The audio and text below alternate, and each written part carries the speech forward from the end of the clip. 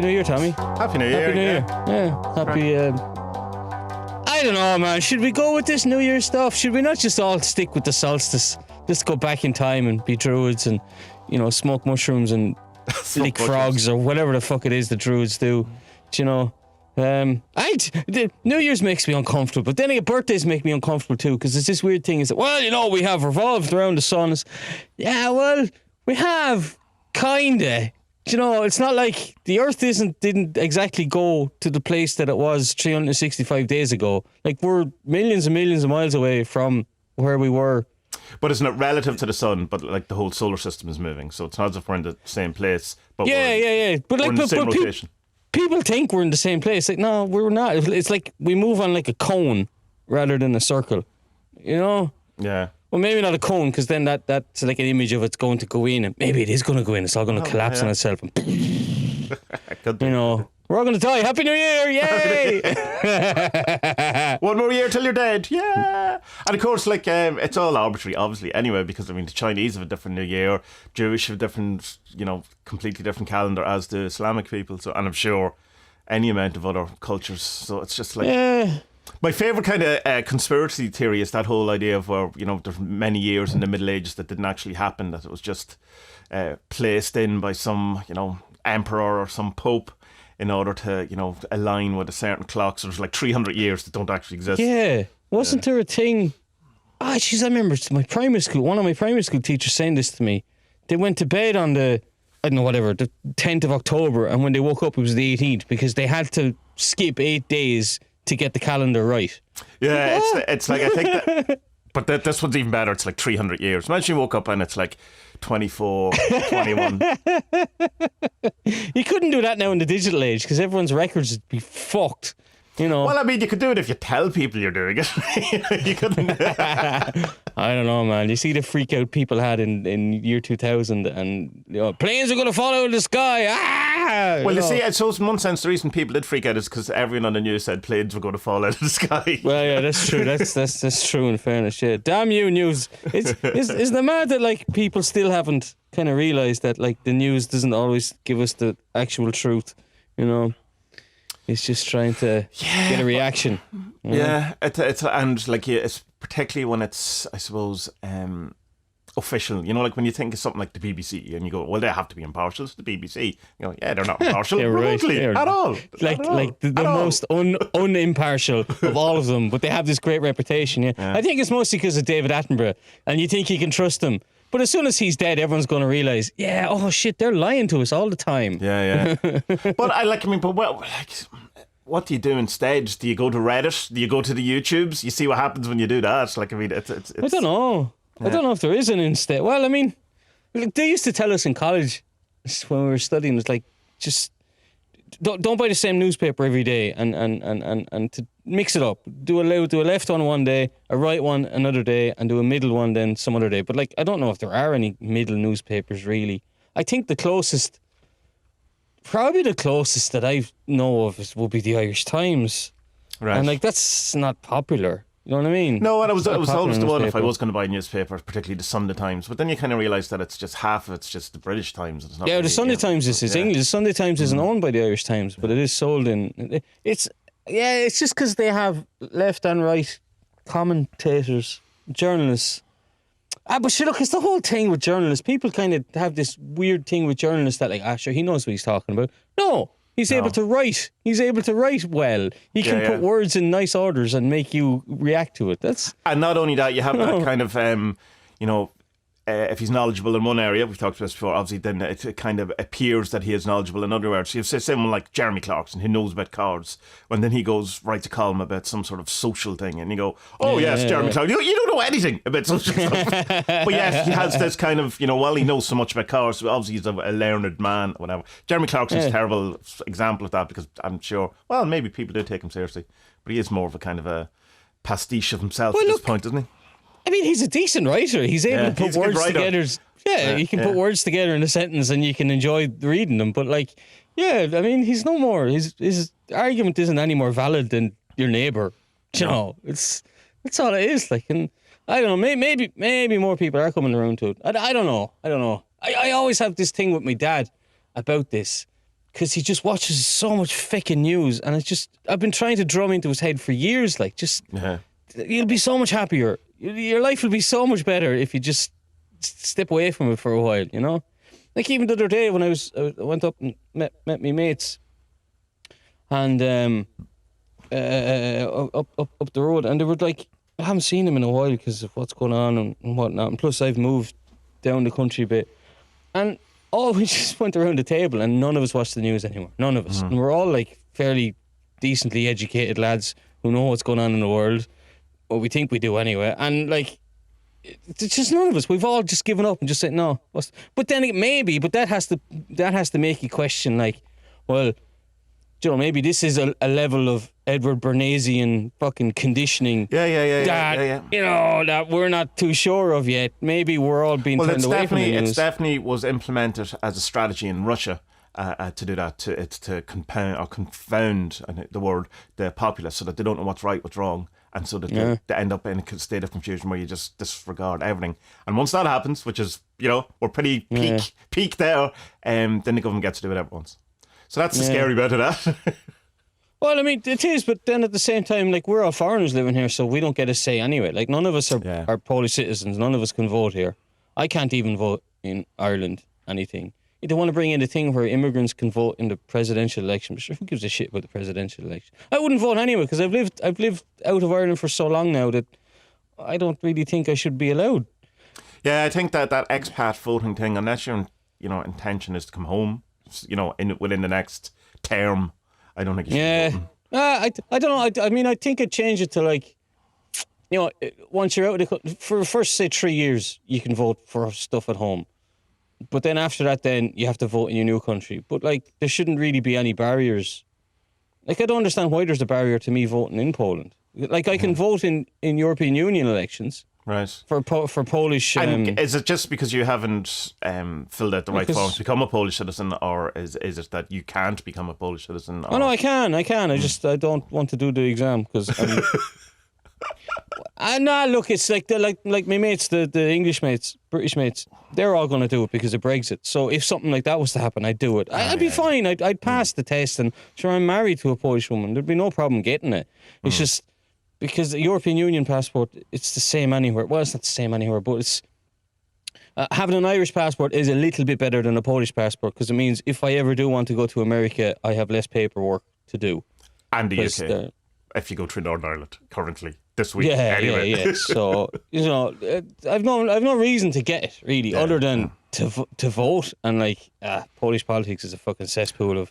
What's your thoughts on the idea of having an age limit for voting too? Because the older you are, the less chance you're voting in for your future. You're voting in the future of, dictating younger people's futures. Sean Locke was the first person I heard say that. I went, fair dues to Sean Locke. I think that's a good idea. But then at what point do you stop, being important? It's 6'5" and now you're no longer important, Granny. Off you go. It's that thing what is the age of when people are useless? Because I saw a photo yesterday of fucking Clint Eastwood and Arnold Schwarzenegger skiing. Oh yeah, you can see it. 90-year-olds. Clint Eastwood is 90, and look, if you have enough scruples to ski, I think you can vote, because skiing is one of the hardest things you can fucking do. Well, it's not that hard, but it's like driving. It's dangerous if you do it badly. Very, very dangerous if you do it badly. Particularly, with the kind of hip problems that older people seem to have. But he looks like if he fell, he'd break the mountain. That's just he's proper tough. She's 90-year-old, and he'd just look like he'd kill you. There's no problem. He would kill you. He'd hate you. Definitely. No problem. I don't know, Tommy, but I mean. I'd also lower the voting age. I'd put it down to 15 or 16 anyway. And just because it would annoy people so much. They're like, oh no, we can't do that because there'll be too much socialism. Okay, that's good. I like that. When you're young, you're very left leaning. Yeah, good. I like that too. But that doesn't change. It's just society changes, and that's why you become conservative. You're like what's that thing the views you have when you're 15, 16. Or the same views you have at 30, only one socialism and the other's conservatism, or whatever it is. Of course.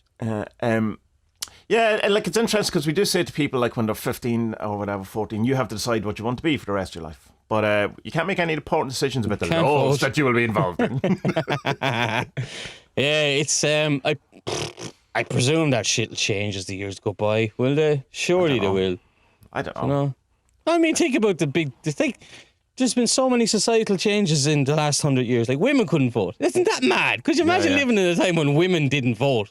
It's like, what? But that's because it would only double the husband's vote or negate the husband's vote. That's the reasons. That's so weird, isn't it? That was a that's a good argument. Yeah. Yeah, but it's... That's a ridiculous argument. I know it's a ridiculous argument, but that was the argument. I know, that was the argument. Yeah. It's bizarre, it's really bizarre. It's like, I don't know. I think where you pay tax should be where you vote, and everyone pays tax anyway. Even if like they get social welfare, aren't they taxed? But you pay tax on your food and all that kind of stuff anyway. Yeah, if you buy a Mars bar, you're paying tax. Yeah, exactly. Yeah, so that's the way I think it should. But then again, would I be bothered? I don't know if I would, because I've only ever voted once in my life, and that was a student union fucking presidential thing in my college. Right. And in only one of the 3 years I was there. Right. And it's only because I was in class with one of the lads. I didn't really want him. Yeah. I didn't really even want him to win, but like he's your mate, so you're like, fuck it, all right, yeah, whatever, I'll vote for him.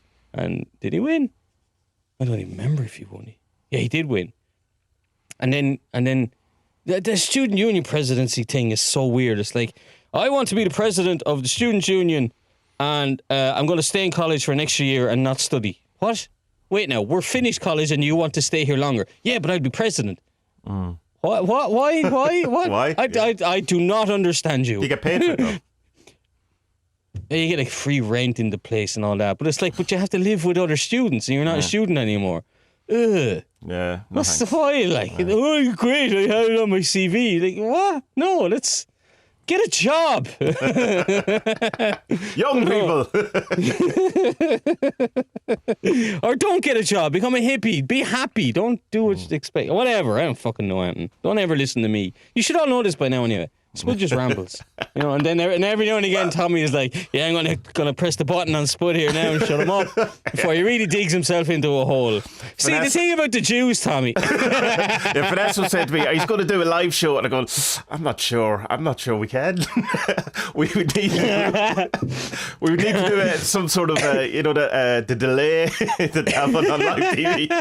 Just go, oh no, and the big Spud has gone off the rails button. Maybe we should have like go-go dancers on the side for when that happens. Just ring a bell or something and they dance. Obviously it has to be. We can't have any sexual preferences, gender preferences in here. So we'll just get trans go-go dancers who are pushing the spud button.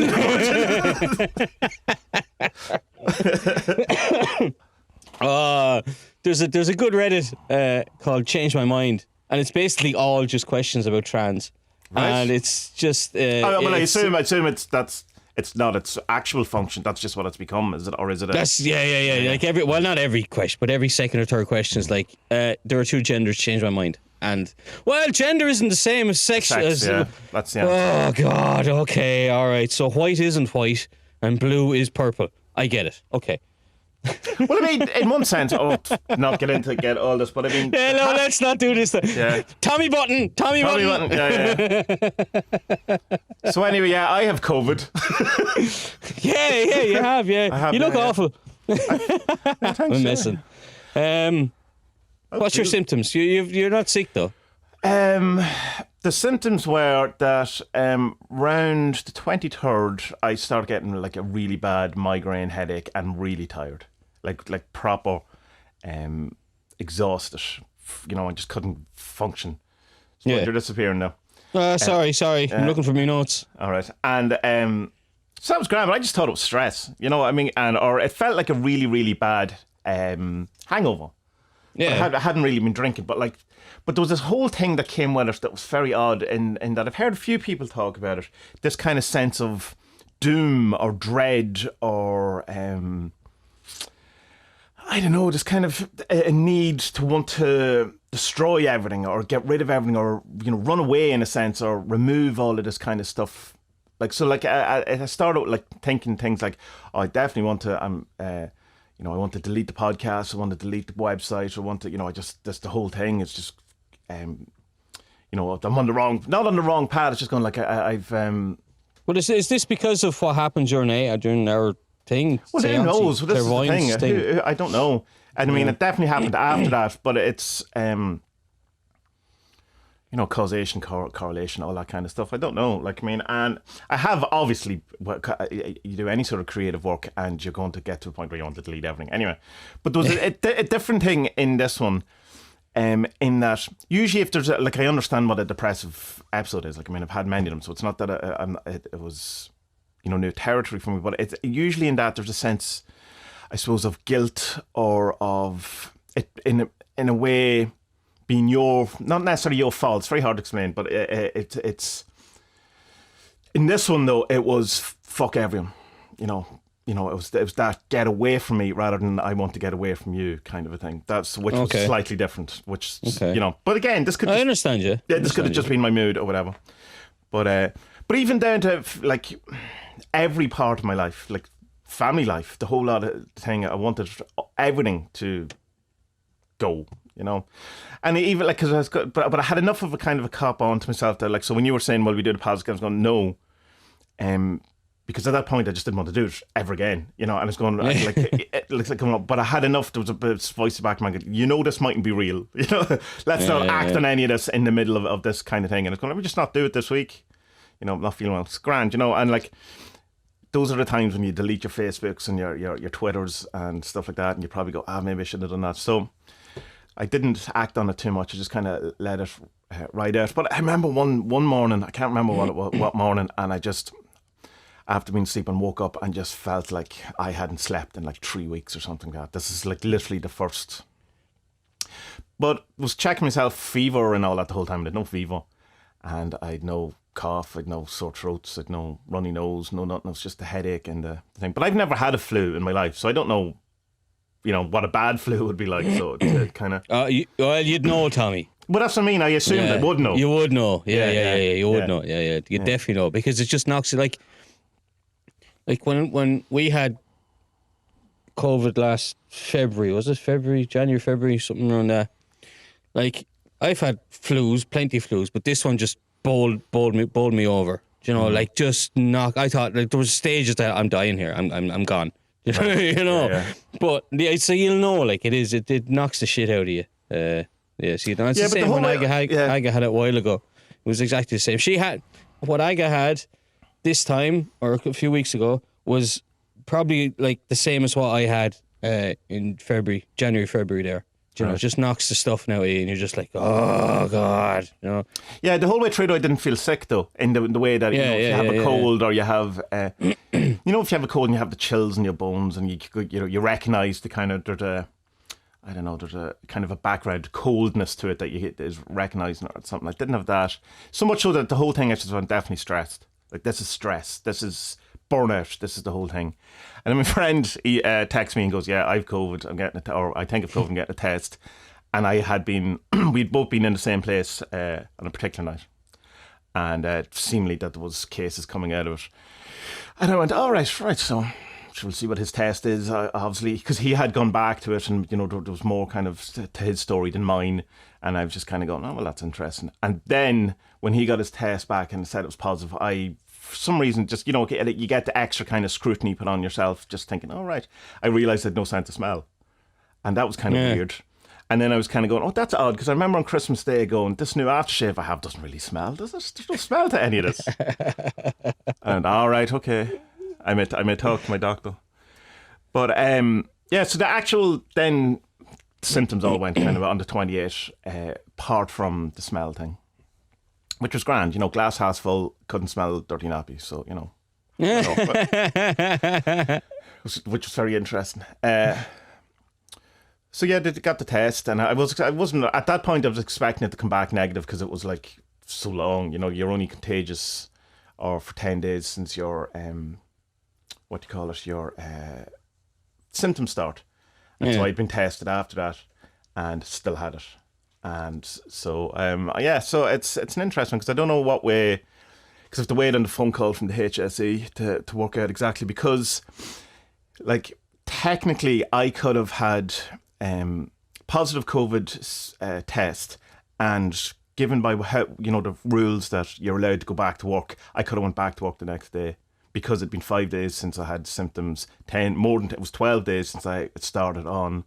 All the things I tick, grand. And so other than I had the test that said, that it was positive. So I could have had a positive test and went to work the next day, going by the rules. So obviously that's not right. Yeah. And the only other thing is, from a positive test, if you had no symptoms, you have to wait 10 days. But because I did have symptoms, and now, my smells come back. So I just have to wait in the phone call. It can take 2 days, though, and I'm sure it'll take a while, given that there's, whatever it was, nearly 5,000 people in Ireland got it yesterday. I saw a graph on Ireland's cases, and it's like there's a blip at the start, and then it's kind of down a bit, and it's not too bad. There's another kind of little hiccup then a few months ago, and then last week just it's 4,000. Yeah, so when the pubs opened. Yeah. What the fuck are they playing now? Like, why? I don't get it. Why can't people just be like, yeah, all right, whatever. We've done it since February. We can do it in another couple of weeks or months until we get the fucking virus. But or the vaccine. You're not going to be in any rush now to get the vaccine because you have all these lovely antibodies. It's great. Well, yeah, but like some people are getting it immediately again. That there's this whole thing of like nurses kind of every couple of weeks getting it again. So it's like it's not guaranteed anything. But isn't it every time you get it, it's not as strong? Right. Yeah, that's what I was told. I no idea. There was no rush for me to get the vaccine. And the only reason that I might get the vaccine quicker than someone is because my wife works in childcare and she's high in the list, which would be a bit stupid to vaccinate her. But I don't know. I don't know how it works. But it's kind of, and then of course when you're going around and kind of talking to people who you had any sort of contact with, and they've to kind of sort it all out, it's very stressful. I found that very stressful because it kind of hits like the interesting thing though, and this is kind of a broader thing that was going on, that while I was going through the whole kind of magic is shit, the world is shit, it wasn't the world of shit, it was just that what I was doing was the wrong thing. Like, I didn't believe in magic anymore. The whole kind of thing, I've wasted my life, all that kind of stuff. So while my kind of belief in the efficacy of magic or the reality of magic was kind of gone, what was going on around me was probably the most magically thing that has happened to me in a long while. In that certain things that should have happened around meeting people, particularly my family and stuff like that, and a couple of like these kind of insane synchronicities that allowed me not to do something, stopped me from seeing my family on the day that I was the most contagious, given the timeline. I therefore like and like just so had that kind of sense of protection that this, because I remember saying at the time, it came up that for reasons, COVID related reasons, that we ended up not being able to have the family get together in the way we wanted. And I remember saying at the time, actually, you don't know what you're being protected by. We did that thing. And I don't say that. I don't even believe that. You know what I mean? But I remember at the time, that's really strange that I said that, and it's this kind of thing. And so it's like, and there was like loads of other things, but yourself, there's plenty of things that you just don't want to talk about publicly and all that kind of stuff. But enough that it was kind of, so it was like, kind of the two timeline things. One where I was going on a complete arc down, this is all bullshit, and another where the actual reality of the situation had become the most magical thing in the world. Yeah, that's mad. Yeah. So an interesting time. It's certainly not over for me now because wee man and Vanessa had the test this morning and stuff, and hopefully they come back negative. Do they do the test for the kids the same way? Is the thing up the nose? It's so the test for the adult is you get each tonsil and then up the nose, and it's like 5 seconds on each tonsil and 5 seconds up the nose. Although Vanessa was telling me she was 10 seconds for her today. She ended up coming out with a bleeding nose. Well, she does have lovely tonsils, in fairness, But for the children, it's just up the nose. He didn't give a shit, seemingly. So there you go. Yeah, happy days. Fair play then. Yeah. Hard as nails. Yeah. I don't know what the thing is here, but like they don't test you here unless you have to present 4 of the whatever it is, 12. There's 12. Let's say there's 12 symptoms. You have to have 4 of them here for them to even give you the test. I think the smell. Or you can just do it. Or you can just do it privately. And I think it's about. Oh Jesus! How much? I think it's 200. I think it's about €50, 45, €50. It works out as. And most Polish people are like, fuck that. Yeah, You know, yeah. because the thing, like I was saying to you, we kind of had a little bit of a falling out over kind of thing. Was Kind that, of. like, Well, not really, though. Did you feel it? no, well, look, the thing is over here is that, I'll put it this way, right? When I was down the country and Aga got sick, and eventually, like, she was so sick she had to get the ambulance to come and but they didn't test her. They're like, yeah. Look, they're 90% sure it's COVID. You can go do a test. But the thing is that she had already had it for, let's say it was 2 weeks. If she had done the test then and it came back positive, that would have stopped all the work that me and the boss man could do for an additional 2 weeks, because we'd all be put on lockdown. And the thing is, that's okay. I can stay at home for 2 weeks, keep myself busy. But he's a rancher. You know? Who's going to feed his horses? So we had to come up with something where it's like, right, you're upstairs in the house and you can't come down. And that's it. That was the self-isolation, which isn't good enough legally at all. Yeah. But like we just weren't mixing, you know. Like she had her own bathroom and all that kind of stuff up there.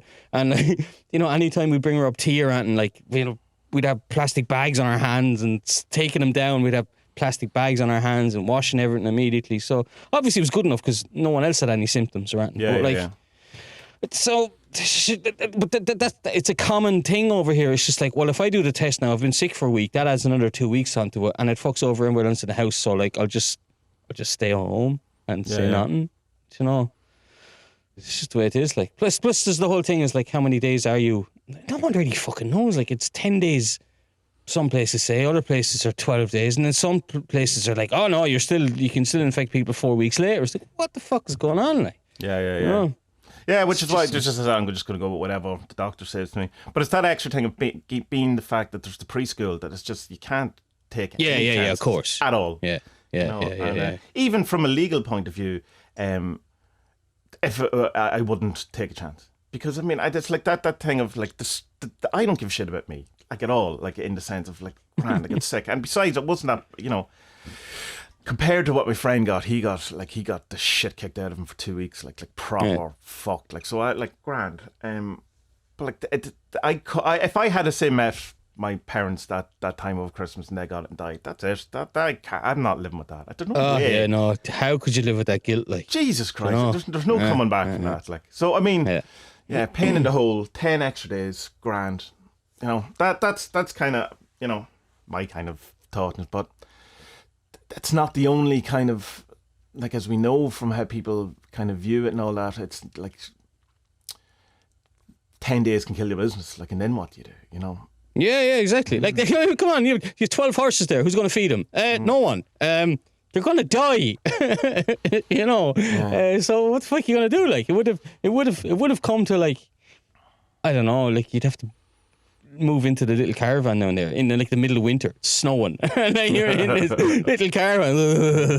You know, I don't know. We were. I guess obviously very unlucky that she got, but like, none of the rest of us got. It's weird that the fittest person in the family got it, and you know, like, the old lady didn't get it. She's in the high risk thing. The boss man is in the high risk thing. He has a gammy heart and he has a bad back and he smokes 40 a day. I was smoking down there, the vape.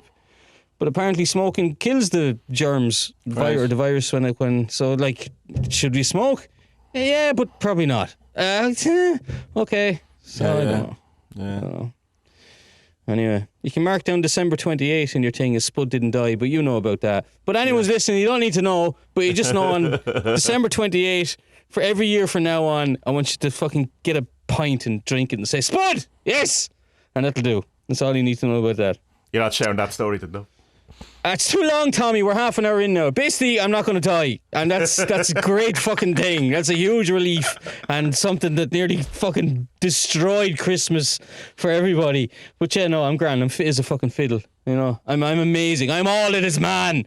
Except for my bald head and shortness. But whatever. You know what I mean? Beggars can't be choosers. Here, how are you getting on with for Vicky? You still back at it? No, I haven't gone back. I took it.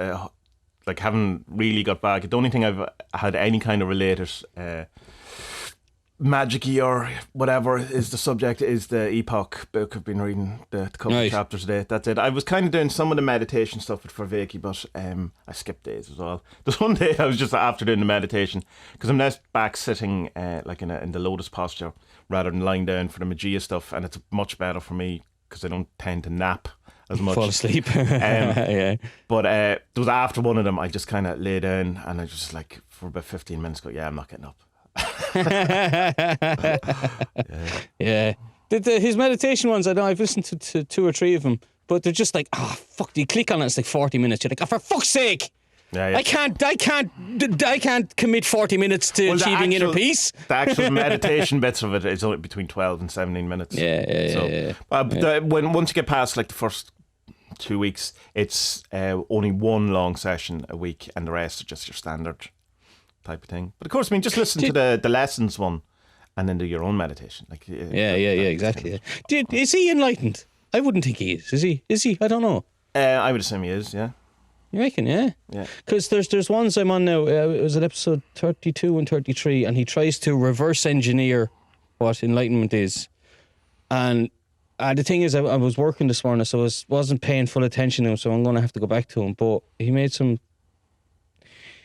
Yeah, interesting but mad points about it. And then it's like, okay, why are you doing it this way? Why aren't you just doing it the normal kind of spirituality way of meditating? And he's starting at the end point and trying to work back. As a scientist should. Well, yeah, I suppose it is. But like, there's episodes there from, I think it's from like 28 to 30 something. And it's really sciencey, like really, like, you know, like we all have a passing interest in science. All of us nerds, like, I'll watch science docs or whatever, but it's just a bit too much. Like it's just a bit too many acronyms and words that I don't really understand properly. You know, I care about. I don't care about. Basically, he kind of lost me for a couple of episodes because it's too hardcore into the science. But I mean, he is explaining what he's doing and how. What does he do with cognitive neuroscience? Isn't that it? And how it's a kind of, it's like if you had a Venn diagram of all the different neurological sciences, this one is the one that unites them all. That's what he says anyway. Right, but of course he's going to say that, isn't he? Yeah. You know what I mean? Mine is the greatest thing. Remember in the film Fame, where they all go in and it's like the dance class. This is the hardest class in Fame. No, I haven't seen Fame. Music class is the hardest class in this college. That's the way all science is. You know, physics, this is actually the key to it all. You know, biology, this is actually the key to it all. Tommy, I've never seen Fame. I'm not.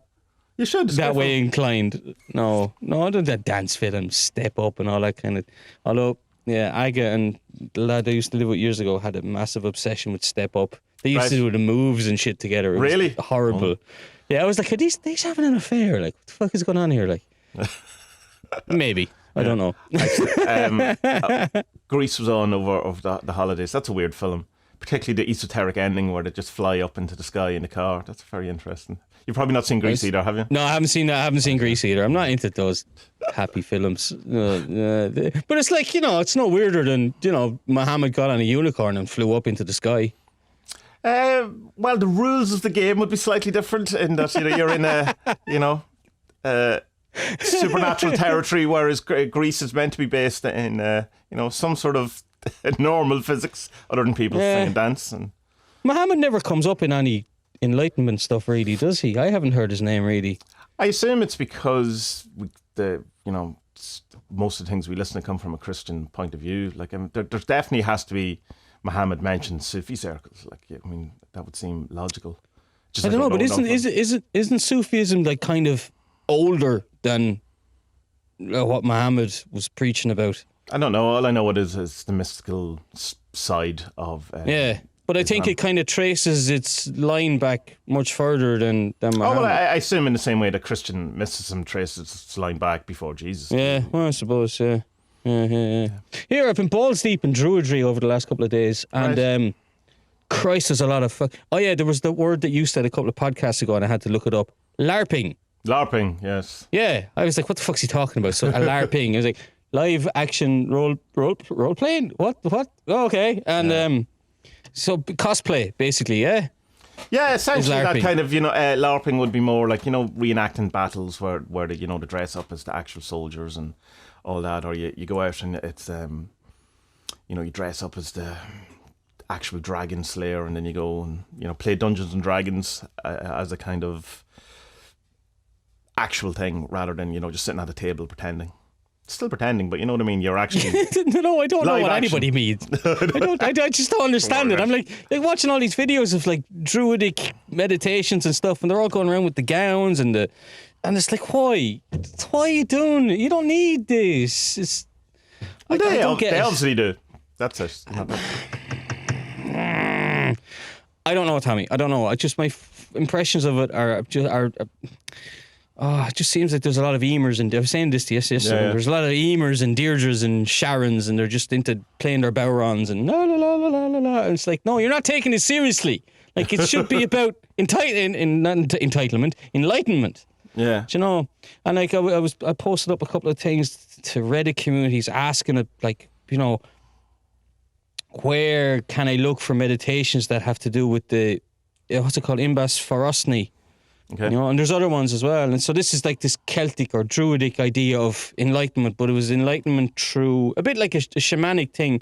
What the Druids would do is, and you can look this up. This is written down from a couple of sources. Sorry, from one main source, and then translated a few different ways from Celtic kind of researchers. And so you would go to the Druid and you say, look, Mr. Druid, I think my wife and my roommate are cheating on each other because they do these weird step up routines.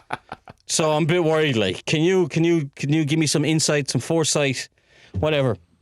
And then the Druid would take some raw meat. It was usually, this bit's disgusting. It was usually cat meat, dog meat, or pig meat, none of which you can eat these days anyway. Mm. And then they would half chew it, and then they would spit it out under, what's the name? The threshold, the step of the door. And then they would meditate by putting two hands on their cheeks, and they would lie down. And however long it would take, 2 days, 3 days, 5 days, 9 days, and they would usually have a guard or something protecting them. So like an an incubation type situation. Yeah, exactly. A kind of shamanic incubation. And, I was asking people on Reddit advice on this, and because I used the example of Fionn McCool. And Fionn McCool, apparently, he was with a kind of wizard, druidy type fella, and he was learning all the ways from him. And your man needed to catch this salmon that was in the River Boyne, I think. And this salmon had eaten these hazelnuts that had fallen into the river, and they were full of wisdom. So the salmon ate these things, and the man's like, right, I'm going to catch the fish, and then I'll get all the wisdom. So Fionn goes off and cooks the fish, and some grease spits off the fish onto his thumb, and he sucks it, and then he has the knowledge. And it's like, so a guy yesterday was like, well, that's the story. That's like, so you believe that because he had some greasy fucking, come on, man. It's obviously symbolic for knowing, and like, he consumes himself. He sucks his thumb, yeah? And so by doing that, has ultimate and total knowledge of himself and his surroundings, and that's enlightenment, And like, no, it's fucking, he ate a fish, and then the fish is magic, and the magic made him smart. No! That's not what happened. The big lesson from that whole story for me is that if you find a fish of knowledge, cook it your fucking self, dickhead.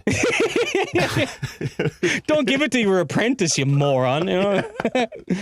But yeah, so it seems to be that because it's the druidic stuff is so, it was just destroyed, like the Darkening Age stuff, the book that we were talking about. Even though there's no Celtic stuff touching it, but it's this same situation. And apparently, there's a story of St. Patrick was in a debate with some druids, and Patrick destroyed something like 136 books, I believe, is the story.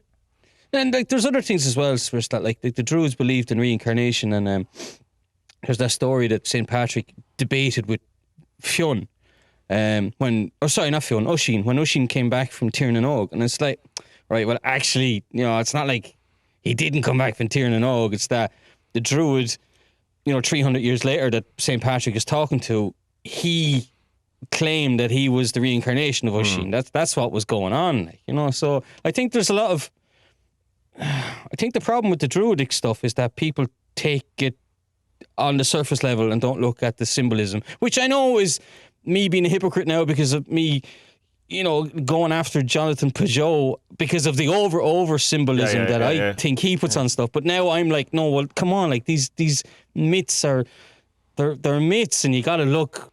You can't just take him as a surf. Come on, you're not just going to eat a fish and then you're going to be the smartest man in Ireland. No, well, I mean, I would agree with you in that, but I have more time for Jonathan Peugeot than you have. I thought you said than you. I would recommend you a book that you won't read. That's the only thing, which is Thomas Sheridan's book on Druidry, because it's really good. That's actually a more reserved answer or reply than I was expecting from you saying that. Yeah, I'm not gonna.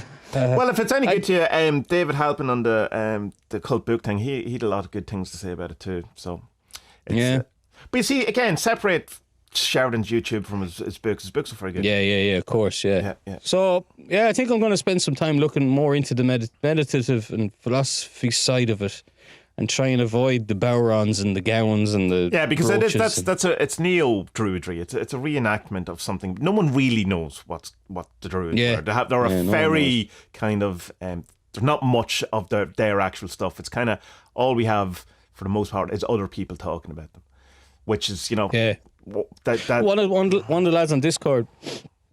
I am Ursa. He put up a book from what's his name? He's famous in occult stuff. John Michael Greer. Yeah. He has put together a book which is based on a correspondence course that you could become a druid. But I looked into it. Your man Foolish Fish has a video with the book. Okay. And he says that it's based on. Remember the book we did, the Kabbalion? Yeah. So the same person who wrote that book, who claimed it was, Hermeticism, and it's not really Hermeticism. Yeah. He's the one who originated this course, and John Michael Greer has updated it, but it's like, I don't know, it's not really based on some solid ground if it's coming from him. You can get the original course fairly freely on the internet anyway, so if you're that interested in it. Yeah, it depends on who you ask wrote it, but it's like... No, I mean, I think John Michael Greer comes across as a fairly learned man, you know what I mean? Like, I'd go with what he says, but because it's based on something from the Kabbalion fellas, I'd be like, I don't know, I don't really trust him. He was an awful liar. You know what I mean? Like, he was. If you look into any of his stuff, it's like he was an awful bullshitter. You know what I mean? He was like, is this William Wallace Atkinson? Is that his name? I think that could be it. All right. He's a bit like. Who's your man that Baptist heads are into from Armenia? Gurdjieff? Is it Gurdjieff? Gurdjieff. Gurdjieff is cool on the surface, but like, oh Jesus, he had a lot of Gurrier. Yeah, Gurrier. That's it. That's the good Irish word for a man. A fucking Gurrier. That's exactly it. What he was, Now, so any Americans listening now, you're going to have to decipher how to spell Gurrier and look it up. Yeah, I don't know how to spell it. Gurrierr. Gurrier? Gurrier? No idea, man. No idea at all. Mira, we're watching the Polish film, weren't we? That was The Struggle. I can't pronounce your man's name, so you'll have to... Yeah, Struggle, the life and lost art of Szukalski. So, I normally don't really recommend you to watch stuff, because I'd hate to be wrong, and then Tommy would like me. I mean that's a legitimate concern. I think you should have. It is. I mean, exactly. Yeah. I mean, what if I upset the Oracle? Oh no. So it's basically the story of this Stanislav Szukalski, and just the fucking mad life he had and the art he did. It's not occulty in any way whatsoever. But there's definitely occult overtones to it, or undertones, whatever it's like. I mean, there's the neo-paganism stuff that comes out of it, and he definitely has a somewhat occult's probably not the right word, but he definitely doesn't have a materialist outlook on what the world is. There isn't a spiritual element to it, I would say. But like, I mean, it's not about a magician or something like that. It's not. No. He's an artist. He's like if you know the Polish artist Baczynski, he would be a bit more famous. It's a similar enough kind of style. It's dark and doomy, and but this is he's a bit more reverential to like old kind of Slavic styles and gods and that kind of stuff. Yeah. Really interesting character, like fucking Yeah, I'm glad you liked it though. I did like it, yeah, and it was like I enjoyed it kind of fairly. You know when you put on a documentary, you know, like within first 3 minutes whether it's you're going to like it or not, and I put it on and go, yeah, this is good. I'm going to be into this, you know, kind of straight away. And it's a good story, and it's like from a tactical point of view, the documentary's done very well in that it's. Sets up the whole kind of scene, and it's a kind of that investigative journalism thing because it's going through the eyes of a guy who befriends him years later in America, and you know just kind of starts, trying to get him to do a book. He won't. Can I film you? He won't, and then eventually allows him to start doing these really kind of terrible Betamax recordings of him. You know, yeah. But like I mean, they obviously did a great job upgrading that, like where it's still it's an old recording, but it's not doing that wobbly. Kind of distorted stuff. And then halfway through the documentary, it takes a twist, and some people don't enjoy that. Your mate shows up. And, there's one guy in particular who's kind of just heartbroken by the whole thing. He just can't. So essentially, I would say there's 3 parts to this, which is his early stuff in Poland, where he. That it mostly doesn't come, they don't find out about it until later. And then the second half of his life where he doesn't do any sculpture at all. It's all basically art. And then the third thing is this mad, esoteric, revisionist, historical view of the world where he says that everything originated from Easter Island. And I believe him. I think he makes a good case. Even if he's wrong, I'm still going to believe him. I think it's a fabulous makes idea. a great case. Oh, he's totally wrong, but it's a great idea. Yeah. The whole 52 volumes that he writes about it are all insane, but I'll buy every one. There's no problem. Yeah, I'm in. I was looking at the price of the book, actually. You can get it all in one book. I was looking at the price of it from... on the Polish version of eBay, right. they have archived prices. So the book 3 years ago was 50 zlotys, which is I don't know what's that, 12 euros or something. Right. And but now because of the documentaries, I think it's 300 is the cheapest one you can get. But that's still cheaper than anything you can get on like British Amazon or eBay or anything like that. Will you get it? Do you care? I'll get it eventually for a crack, yeah, because I mean, he makes these cool associations from, like, he has this theory that, well, the reason native peoples all have facial tattoos is because, what did he call them? Scum lines. Yeah, which is a terrible name because straight away you're just going, oh, he's a racist. No, he's not racist. Hold on now. Well, he was racist for a while, but not that type of racist. It's very good. We'll get to that. Yeah. And so he called them scum lines because these were the lines that the water had on your face as you were swimming during the flood. Yeah. Like that's a mental theory. Like, the Great Flood, the deluge. The Great Flood. Yeah. Magic. The flood. Yeah. And then after that, so like all the people who like swam to Easter Island, or well, obviously not, they died. But this is where civilization came back from after the last Great Flood, which is mad because, like, you see, it doesn't go into it a lot in the film, but you see that, like, he makes these associations between like the lines of a smile carved onto one of the Easter Island statues, and then he'll like link it up with like four or five other examples. So it's like, well, this is the oldest one, so therefore it originated in Easter Island and went from there, kind of thing, you know. But like I read up a little bit more on it. And don't ruin it. Just enjoy it. Don't look into the facts. No. He says that like your boy Pan. Pan was a real thing, but Pan was the product of one of the baddies mating with a beautiful female. Oh yeah, good man. And then he becomes a god then because of this thing, but this unholy union. Yeah, mad stuff. Interesting. And then he makes this. He says that he discovers that there was one language, one alphabet around that time as well, which is okay. That's kind of cool, you know. Yeah. Maybe Oh yeah, that'd be great for sigils then, wouldn't it? If this was like the oldest language. And he made his own language up from very early as well, like from as a kid. That he it's not his own language. It's his own alphabet. So I assume it's still Polish he wrote in, but that like the letters are just Yeah, and correspondence. what did he say? He's writing in his own alphabet, and the teacher rings up his dad, and he's look, you sort this shit out, man, because your kid is crazy. He needs to write in the alphabet, and the dad is like, well, if it becomes illegible, then he will. Yeah. What? Yeah. How cool is your dad, man? That's amazing, you know. And then the story about his dad. His dad dies in a car. That's so mad. That story. That's mental. Like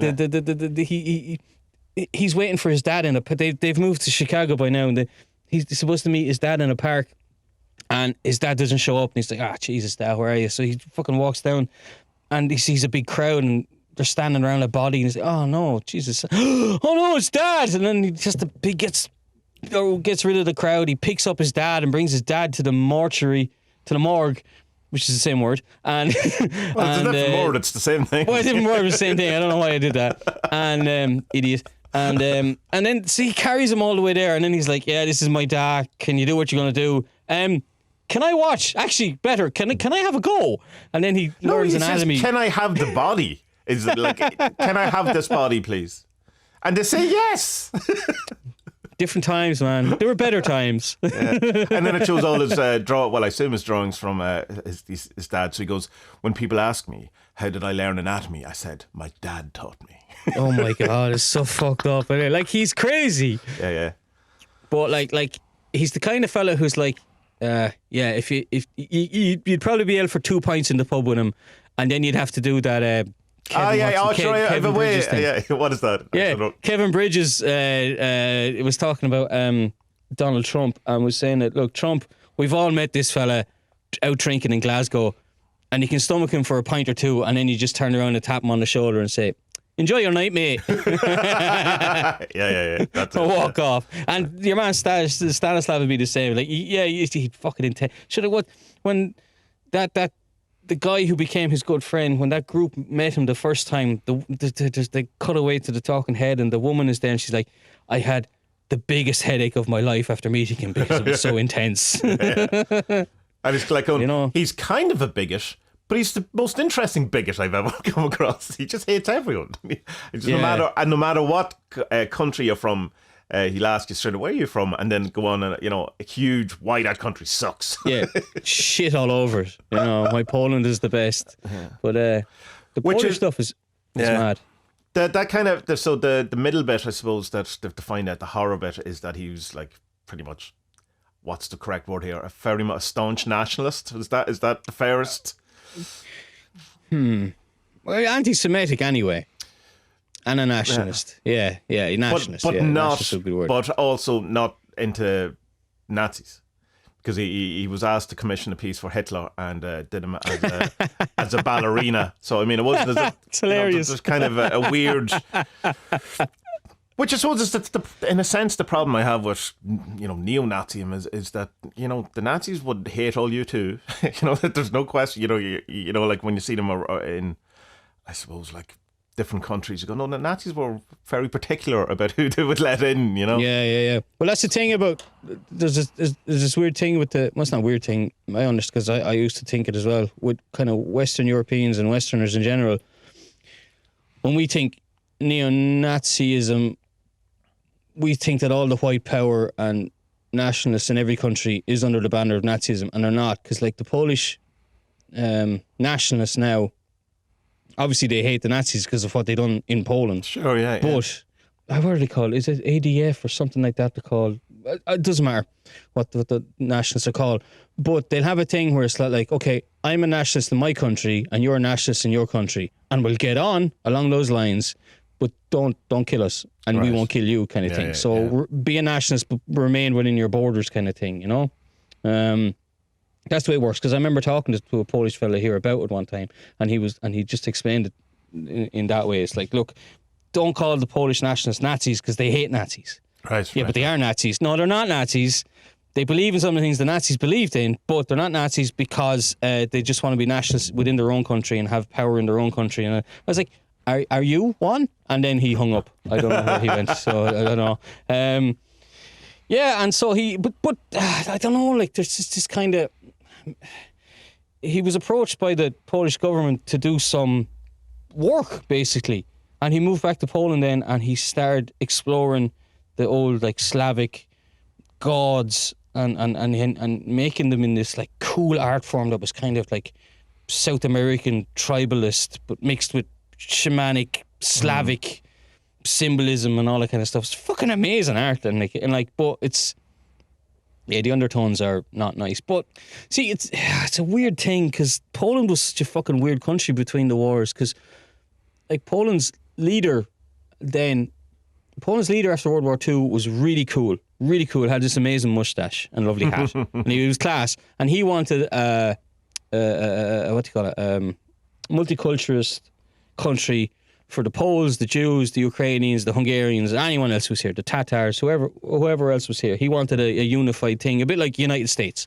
Yeah. And come all, and we'll have a deadly country. But then as things went on, then it became more nationalistic. So Poland. Do you know the thing that we learned in school about the Germans invading Sudetenland? Yeah? Yeah. That was one of the precursors to the war. Well, what we didn't learn in school is that, Poland invaded the Sudetenland with Germany. Oh, I did not know that. Killed lots of Czech people, you know? Yes. And then after that, Poland got fucked over by Hitler, obviously. But what led up to the Sudetenland was kind of, Poland was in a hard place. It was kind of like, well, help us, Poland, or we're going to crush you. So Poland was like, sorry, we'll do what we have to. It's a strange fucking, because Poland had like a right wing authoritarian government in play as well. Like, It wasn't just Germany who had it, and Italy and Spain and that. Portugal even had it. Do you know? It was the way of the times. But anyway, I'm getting off the point here. He came back, and he became involved in doing stuff for the government and all that, and then he released this book called Crack. And it's a newsletter, fanzine or something. But not just him. He was like, correct me if I'm wrong here. He was part of a thing rather than he created it. Is that right?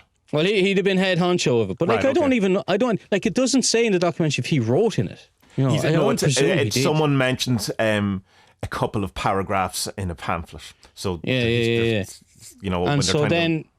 And then, so in this stuff, there's anti-Jewish stuff, anti-Semitic stuff, Jews out and all this stuff. And anyone who didn't appreciate the Polish nation was just a Jew, you know? Yeah. And it's like, but then like back in Chicago, his best mate growing up was, what's his name?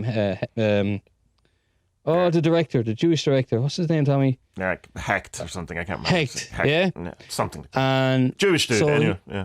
He did Gone with the Wind and loads of other, you know, loads of other well-known films that I can't think of any names of. And so like while he was writing stuff about like how bad it was for the Jews in Europe, he was in Europe saying like, you know, fuck the Jews because they buy my art kind of stuff. It's Drecht, like, is that right? Drecht, something like that, yeah. And well, it's a weird thing because in Poland at that time it was just like everyone was anti-Semitic. It's not like he was being different or being. Every fucking country in Europe was anti-Semitic then. You know what I mean? No one has clean hands during World War II. Nobody. Yeah. You know, nobody. Like even Jesus, Ireland. There was a boatload of Jews came from Germany to Ireland, and De Valera said, "No, good luck. Off you go. We're not taking this off. You can fuck off to Israel or Canada or America. We're not having this." The English did the same. Boatloads of Jews stopped at the porch. Said, no. I don't know. I don't care where you go, but you aren't coming here, kind of thing. You know. So everyone's hands are dirty. So I think maybe he just got caught up in the times, the winds of the times, or whatever. He definitely seems to have changed his tune after, but I don't think he got caught up in the wind. I think he's okay to have a Jewish friend in America and still be nationalistic about Poland because you're outside of Poland. Yeah, you go like, this is America, so this is the culture that you're to embrace when you're here. He says you can be nationalistic within your own country, and so I can see, but I'm in Poland, you're not here.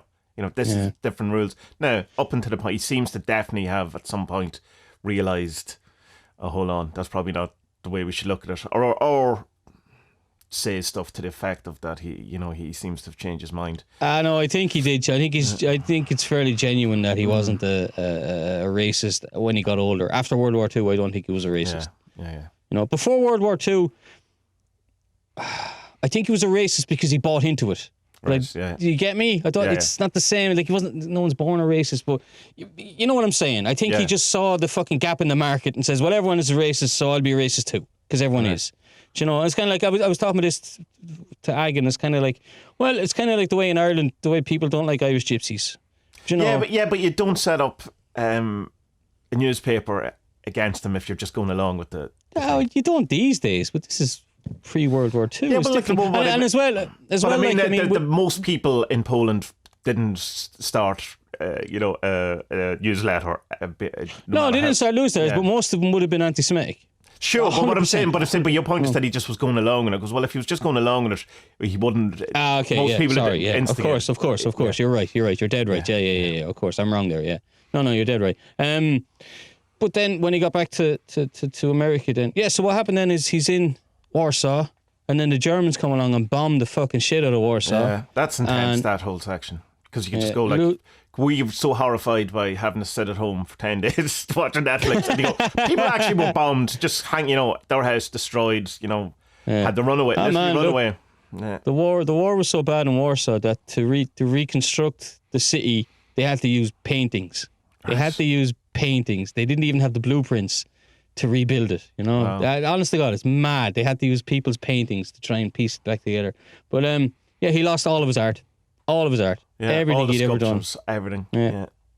And when he was fleeing, he at the time was seeing the Nazis destroy one of his sculptures. And then he had an interesting thing though. He says that everyone in Poland ran one way, away from the Nazis, and he said, "No, fuck this," and walked towards them, not to fight them, but to just to get past them in a rather than running away, which obviously worked out. But he had an American passport, so they weren't going to say no to him, Yeah.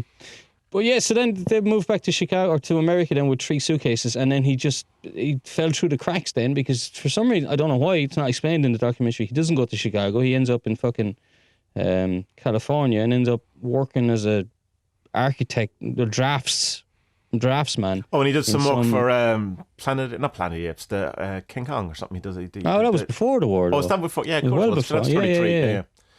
Yeah.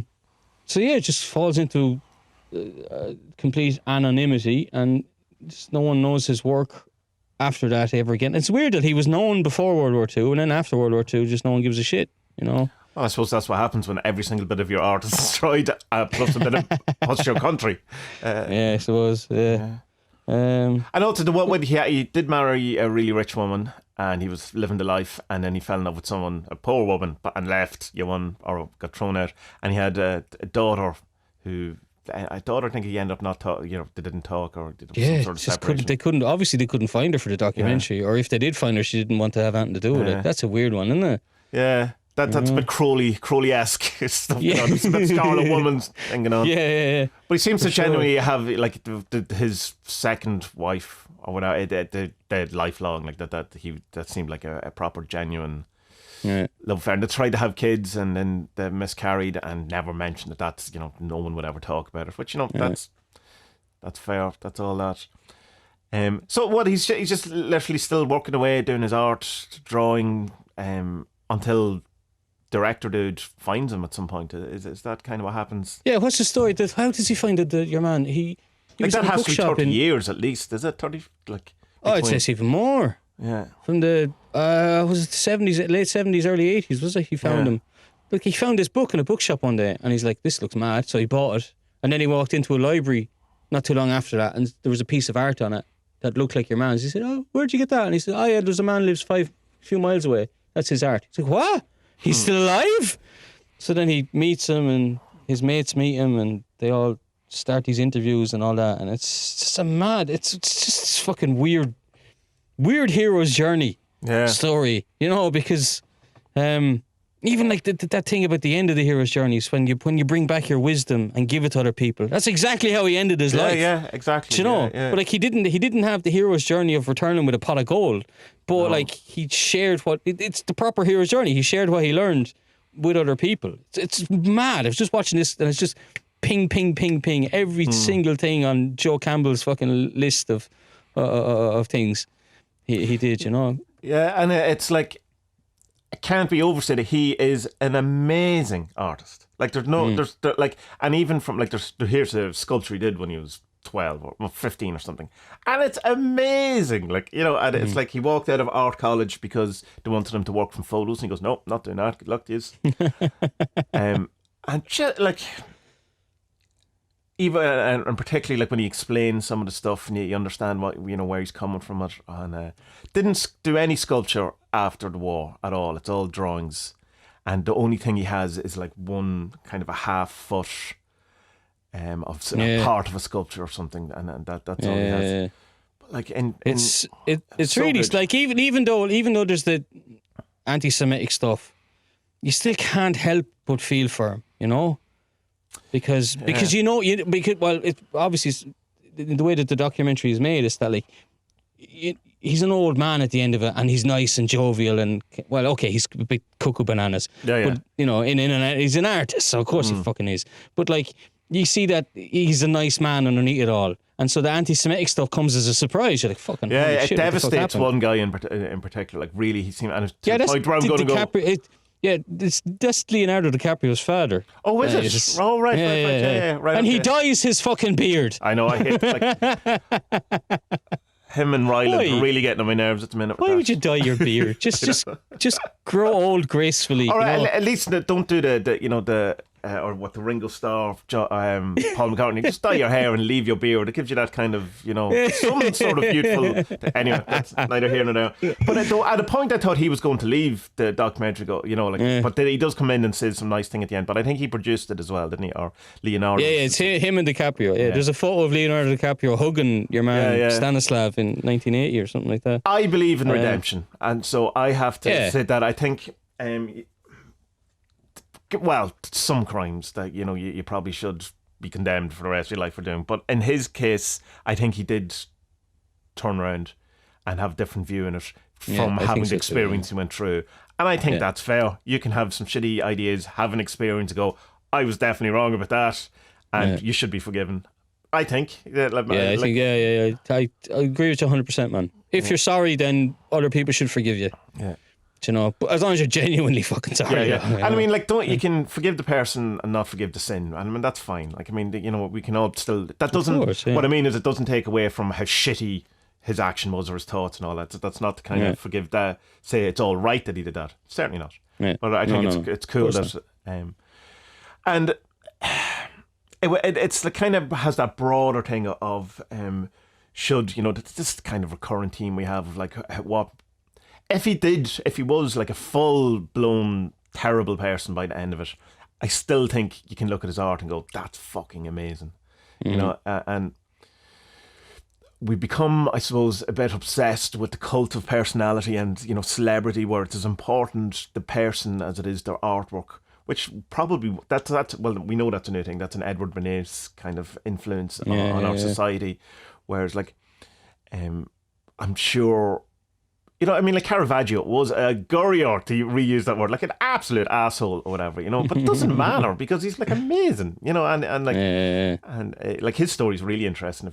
He's like a proper dickhead, like, but like, you know, funny now in hindsight, not funny if you were, you know, around him or not particularly funny for him.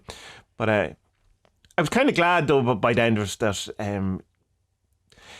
in places it seems like there was kind of excuses being made from, in a sense, you know, that thing. But I think he had a genuine kind of, redemption in it. And the main guy, the director guy, or whatever exactly he was, the initiator of the whole thing, you know, he never wavered his kind of love for the man, you know, and he definitely had this second father kind of relationship with him, you know, and it hit him really, really hard then, obviously enough, more than anyone when he died. And touch an ending, would go to Easter Island and all that kind of stuff. You know, I thought that was an interesting. It seemed kind of sad that he himself never got to go to the island. That would seem to have been something that was missing from the arc of his, you know, his storyline or something, that, you know, there should have been some sort of point, given the amount of work and, you know, the obsession with the place and all that. But maybe it's not that easy to go get to Easter Island. I'm sure there's no airport on it. You know what I mean? Like, so it would be now. Would it? It's a big enough. Then there wasn't. Easter Island big enough. The amount of tourists go. Yeah. Well, whatever. But yeah, top class, great. Totally, I'd recommend it. 10 out of 10 documentary. Yeah, I watched it 2 nights in a row. It was so Did you? good. I watched it on my own, and then I sent it to you, and I was like, "Yeah, I sent this thing to Tommy Aga. It's about a Polish artist. Do you want to watch it?" Or no, sorry, I told her to watch it on her own. Yeah. And then I was like, "Yeah, you know what? Fuck it, I'd watch it again. Actually, Yeah. you know." And it's brilliant. It's just such a well-made, well put together documentary, and I like that it doesn't. I like that it addresses his badness, the dark side, you know, and the redemption's in it. Now he never comes out and says that he was anti-Semitic during the war, and because he tries to hide as much of the thing as he can. But that's because obviously he's fucking ashamed of it. Yeah, yeah. You But know? he does say many things that are definitely not racist. They're like deliberately the opposite of it. You know? Yeah, absolutely, 100%. He's very comes across as very kind of loving, caring. And given man. that I suppose ultimately he believes that we all come from Easter Island, how can you be racist if you believe you're all one, man? We're all the same. Yeah, it's good. So check it out if you like art and Poland and definitely, Jews. and the whole there is the like it's not completely off the table for a kind of magic occult thing. He does have particularly his revisionist history of the world has like. It's that and the language and all thing we've told it would be very interesting to someone who's not into art or any of that but would be into magic. It's worth to watch just from that whole point. Yeah. Cool. Do you want to talk about the other thing? Come here, just quick. Is there did anyone put up questions for the Discord? I think there was one or two 2. people did. Yeah. I meant to redo that 2. again. No, that's my fault. I meant to put more up on whatchamacallit, other social media, Patreon, but I didn't. Right, no, there is now. Where are we? Talk among yourselves there while. She smells, snee smells, none the snee snore. I can't do any B-note comments things like that. Here we go. For Christ's sake, where did I put them? Oh, it's in announcements. That's why I'm in the wrong place. If I had a laptop, I'd look, Tommy, but I don't. You know. For Spud, this from Abraxas. How has your life changed since Tommy turned you into one of us weirdos? Oh, Jesus Christ. Where the fuck do I begin with that?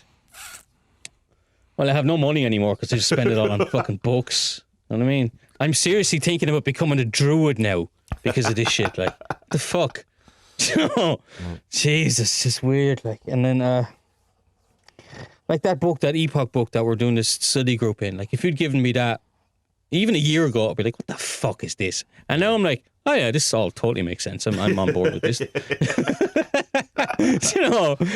It's just, I've gone from being, see, here's the thing, like, I always, but I've spoken to this before, I always kind of thought I was open-minded, because like, I went into journalism thinking, I'll be objective, I'll be as truthful, as honest as I can and try and make sense of this fucking world, But you're not, though. You think you're open-minded, but then when something happens, you're like, nah, you're like that. It's like, no, well, you got to look at it from the other side. And something clicked. I don't know when it was. I think it was one of the Hellier episodes or something like that. And I was like, yeah, I'm looking at this the wrong way. Like, I just should be looking at it. Instead of saying that's impossible, say, okay, it's possible.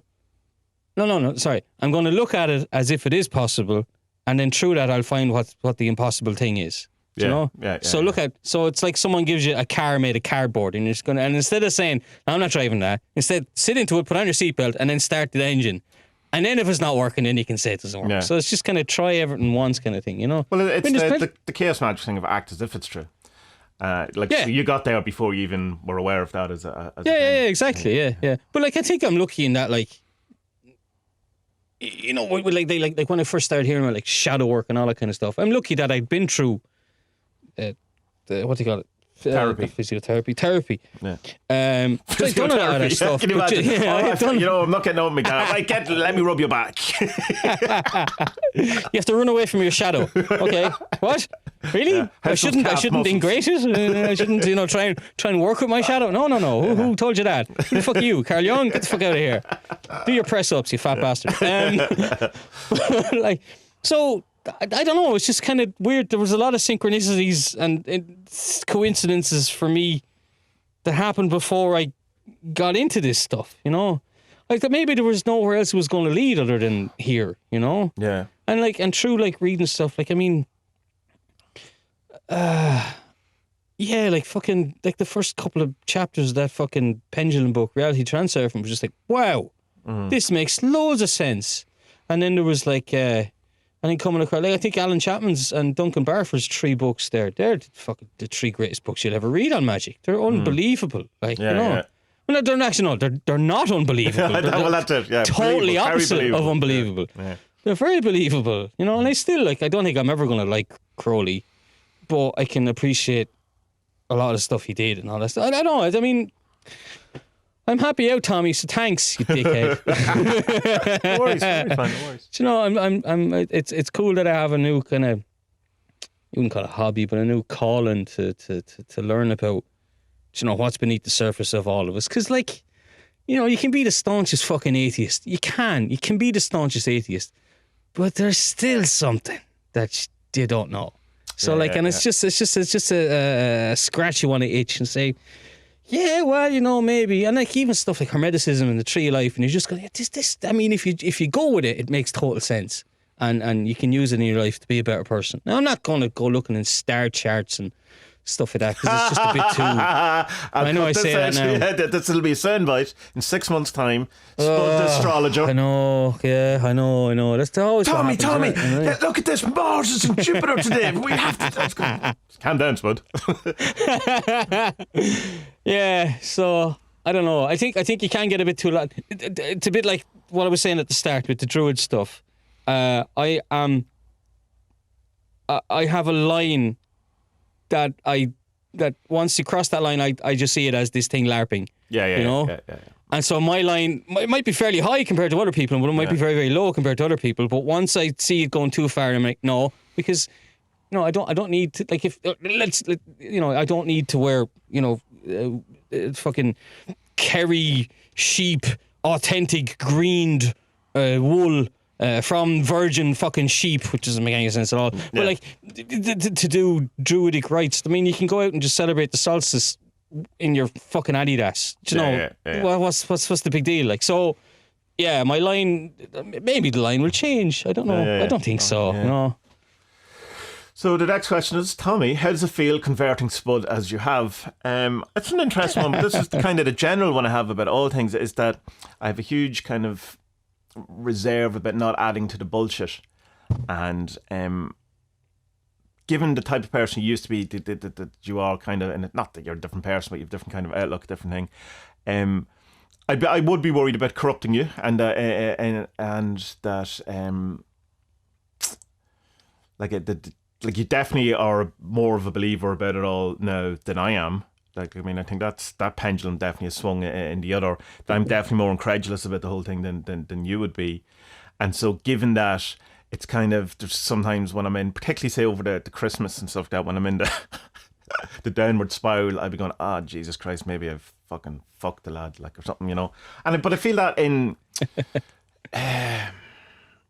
all things, that's my main worry about doing podcasts, doing videos and talking about this, where the whole idea was that I just want to kind of, you know, I'm interested, so I just want to talk about it, whatever, and with the thing of that I don't know if it's true or not, you know, and please don't ever use me as some sort of evidence that it's true, because I have more times where I don't believe it's true than I believe it's true. And my working thing is that I act as if it's true, and I get interesting effects. But like whether or not it's true, I'm more doubtful than I am thing. But it's like what you were saying about the atheism thing. I can't believe in that either. Like, I mean, it's in the same way that I mentioned this before in the podcast about art, and I was saying that I wanted to give it up at one point. And a friend of mine, Gar Shanley, says, "Yeah, try that, see what happens." And it's the same with Magick. It's like, yeah, it's all bullshit. Right? Yeah, try that, see what happens. And look what happened over the Christmas, where it was like the most, in the long while down, I went through the, you know, it's all bullshit, having the most magical effects around me.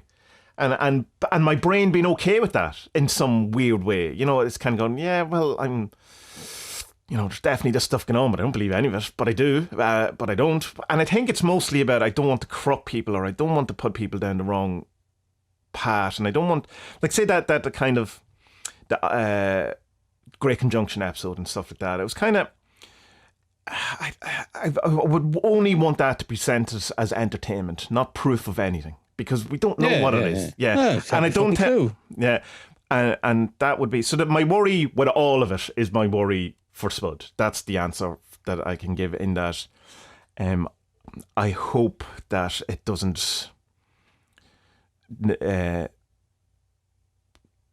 harm you. Or that you see it in somewhere. You put too much faith in it because of my influence. That's get let down. No, I'm not going to get let down. Not let down, but genuinely, like that thing where someone says, I need to pull my eye out because of the fixer. Like that, like just no. That's... Yeah, obviously, and it's funny, but it's not fucking funny. Like, okay. Yeah. It's not funny if he did it. Yeah. No, I mean, it's funny, of course, it's funny, but in the ridiculousness of it. But it's not funny because that's the type of thing you're going. Well, say that happened, and you go like, it's like the Marilyn Manson thing of like. Ultimately, it turned out that they didn't listen to his music, the Columbine people. But there must be a point where you go, oh, fuck. Well, in some sense, not that I'm to blame, but there was responsibility or something. It's the responsibility of it all. I'm not particularly, it doesn't sit with me. I don't like it.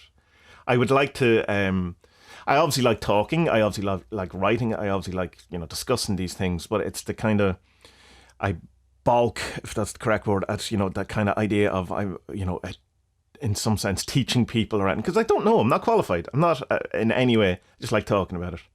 That's it. That's my rant. Is that a legitimate answer to all that? Yeah, that is. But sure, I mean, look, I often come to you with questions, and you'll tell me what you think.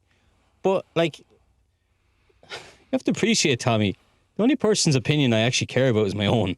Good. Yeah. It is like okay. Obviously, Aga's as well, but not as much as my own. She's my wife. But like, my opinion counts more because it's my opinion. But you know me well enough to know that, like, I do investigate my own things. I don't just if someone says something, I'm not just like, oh yeah, that makes sense. I'll say, okay, why does that make sense? Or why is this working for me? And why does this not work for me? And you know as well that, like, usually that's the default setting, is I'll find the problem in it, disprove it to myself, and then I'll go with it. Yeah.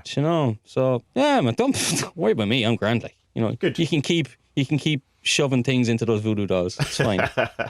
So, Crow asks, and this is the final question, how is it that you ended up living in Poland? Women, right? Woman, yeah, we'll just say woman, wife. What's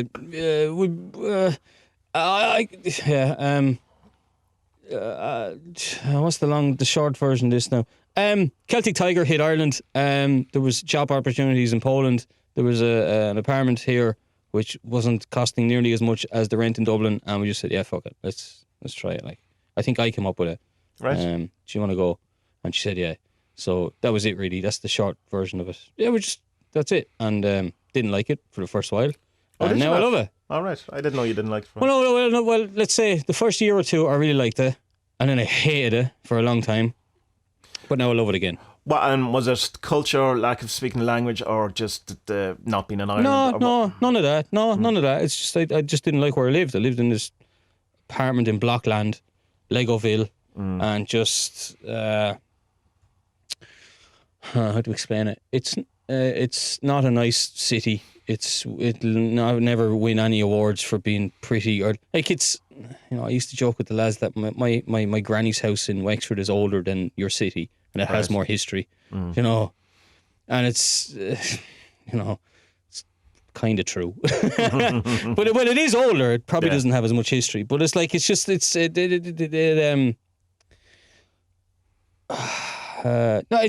never spoke to me, the city.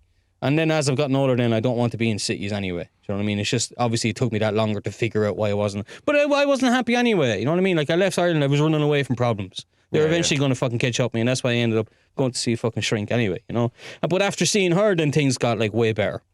And then we were lucky enough with work and stuff like that we could put enough money together for a deposit for a house. And now we're living in, we're not in the countryside. There's still 30,000 people in this town. It's still big by Irish standards. It's small by Polish standards. But Yeah, just a lot happier. Way happier. That crazy though when you think about like 30,000 people and it's like small or whatever. Like there's whatever it is, 25,000 people in Dundalk and it's the biggest town in Ireland. You know? Yeah, mad, isn't it? It's crazy. Absolutely, this is so small. Like there's people in Poland don't know where this place is. Like it's that small. That's crazy. Which is funny, yeah. Well, it shouldn't because it's on the back of the 20s lottie note. There's a thing, the rotunda from Cheshire. So if you ever see a 20s lotties note, the rotunda from this town is on it, which is pretty cool. I think it's like the first kingship or first princes or something were here. It's a mad place because it was Polish, then German, then Habsburgs, then Czech, then Habsburgs again, and then the Polish now, and God knows what it'll be in 20 years' time. But yeah, the woman. I ended up here because of a woman. Like all Westerners end up in Poland. They do. It's always a woman. Yeah. You know. That's how I ended up in RD. It's the same thing. I didn't travel so far though. And they always rule the roost, Polish women. You're never going to... No man is ever the boss in a relationship with a Polish woman. No, never. And I think that's why... we used to say this, why Polish male drivers are so fucking bad and so tense and raged on the road, is because they're bait by their women at home, into submission. And this is their only fucking release, is beeping and tailgating people on the roads. But anyway... yeah, but I love it here. It's great. Honest to God, I love it now. I just didn't like the city I was in, and it could have been any city in the world. It's just where I was in my life. I wouldn't have liked it, Yeah. Because my mates who live there, they all love it. They think it's great, and I'm just like, nah, I'm not arsed with cities anymore. I'd rather a bit of peace and quiet, so I can, talk to Tempe or whoever, Carl Jung by divination cards. Fucking hell. You want to mention that? Yeah, I don't mind. Yeah. So yeah, what's your thoughts? Well, the last podcast was us doing a number of divinations, channeling type things. What's your thoughts on it afterwards? What was so? Look, I've listened back to it twice now, and because I wanted to compare it to the Baptist Head books, right, and see what I was saying through Aeon or Tempe, and how it was different from theirs. And theirs was different in that.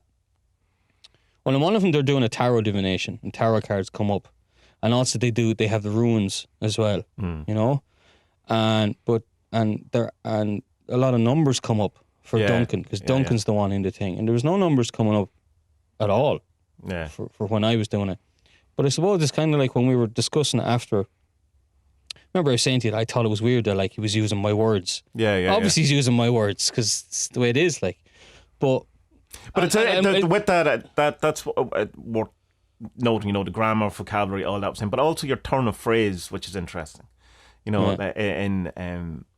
there's one in particular, not in the Ion, but in the Aether thing, where you just said something like, do you want me to spy on you, or something like that, and I was just like, that's so mad, because that's like something you would say, you know what I mean? It's like that I find that, I was going to say odd, it's not what I mean, I find that interesting that...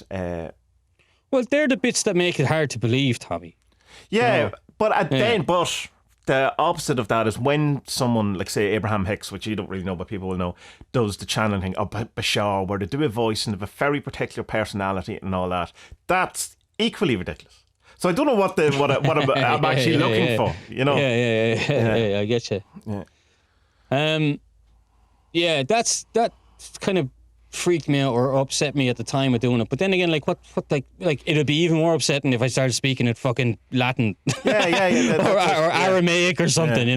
That'd be far worse. I'd be totally freaked out. So I don't know. I mean, by listening back to it, like there was stuff. The first time I listened back to it, I was kind of surprised or a bit shocked because there was a lot I didn't remember. Right.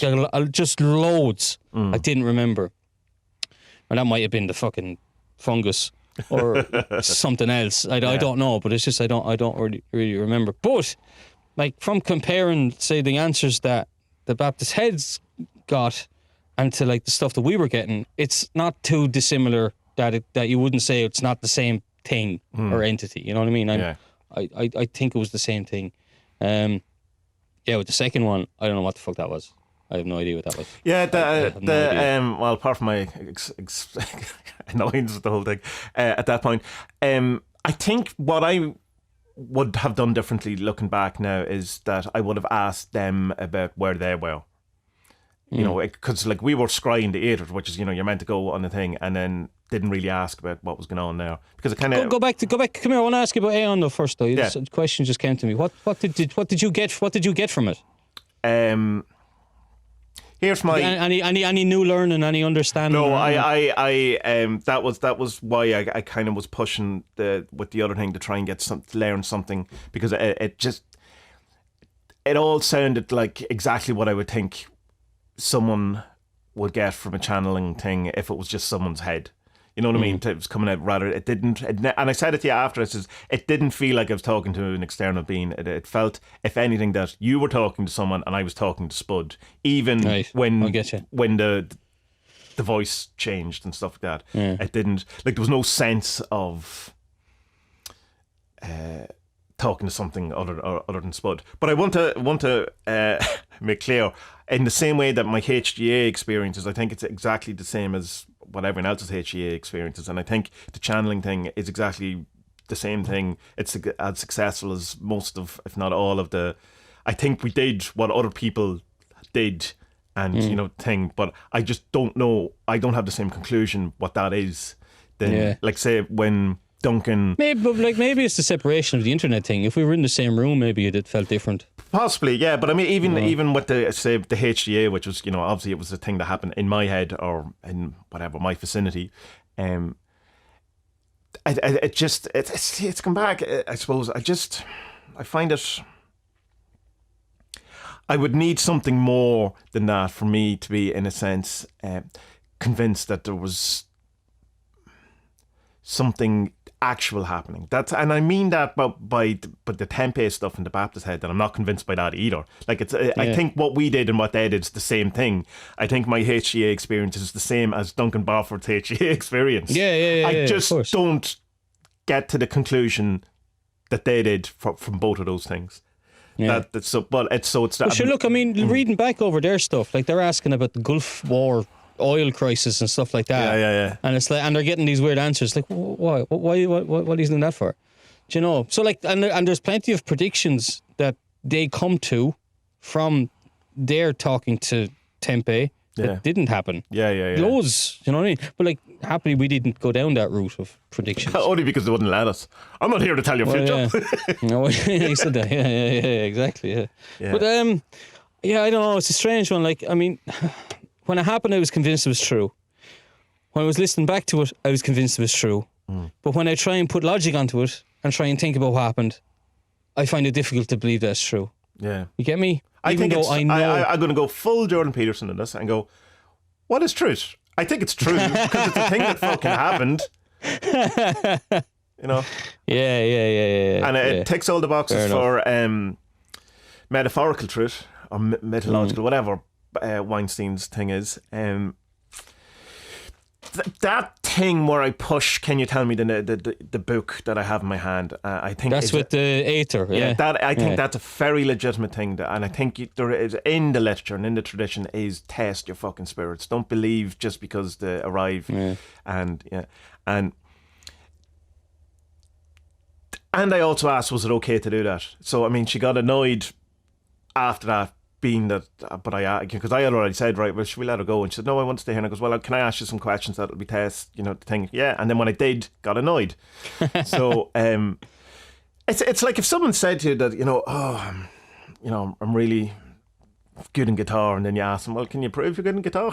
And they go, oh no, I'm not here to prove that I'm good in guitar. Go, all right, okay. In the town where I was born, It's like, I can play the solo to Eruption by Van Halen. Well, can you play it for me? Oh no, I'm not here to prove that I can do it. So I definitely, if anyone is doing it, you know, I find if I had known the answer, but I don't mention it. I should have explained it a bit better in the thing. When I'm asking Spud or one, I can't remember her name now. Eitzel is the name. Yeah. What my HGA's name is. I know what my HGA's name is. That was the point. Not that I was trying to find out what my HGA. And like we knew that, and she knew that, but I didn't know if the listener was knew that.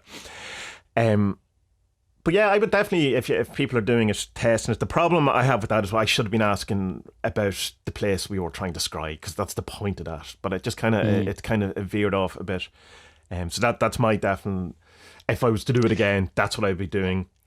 I've heard one interesting theory from someone about what happened.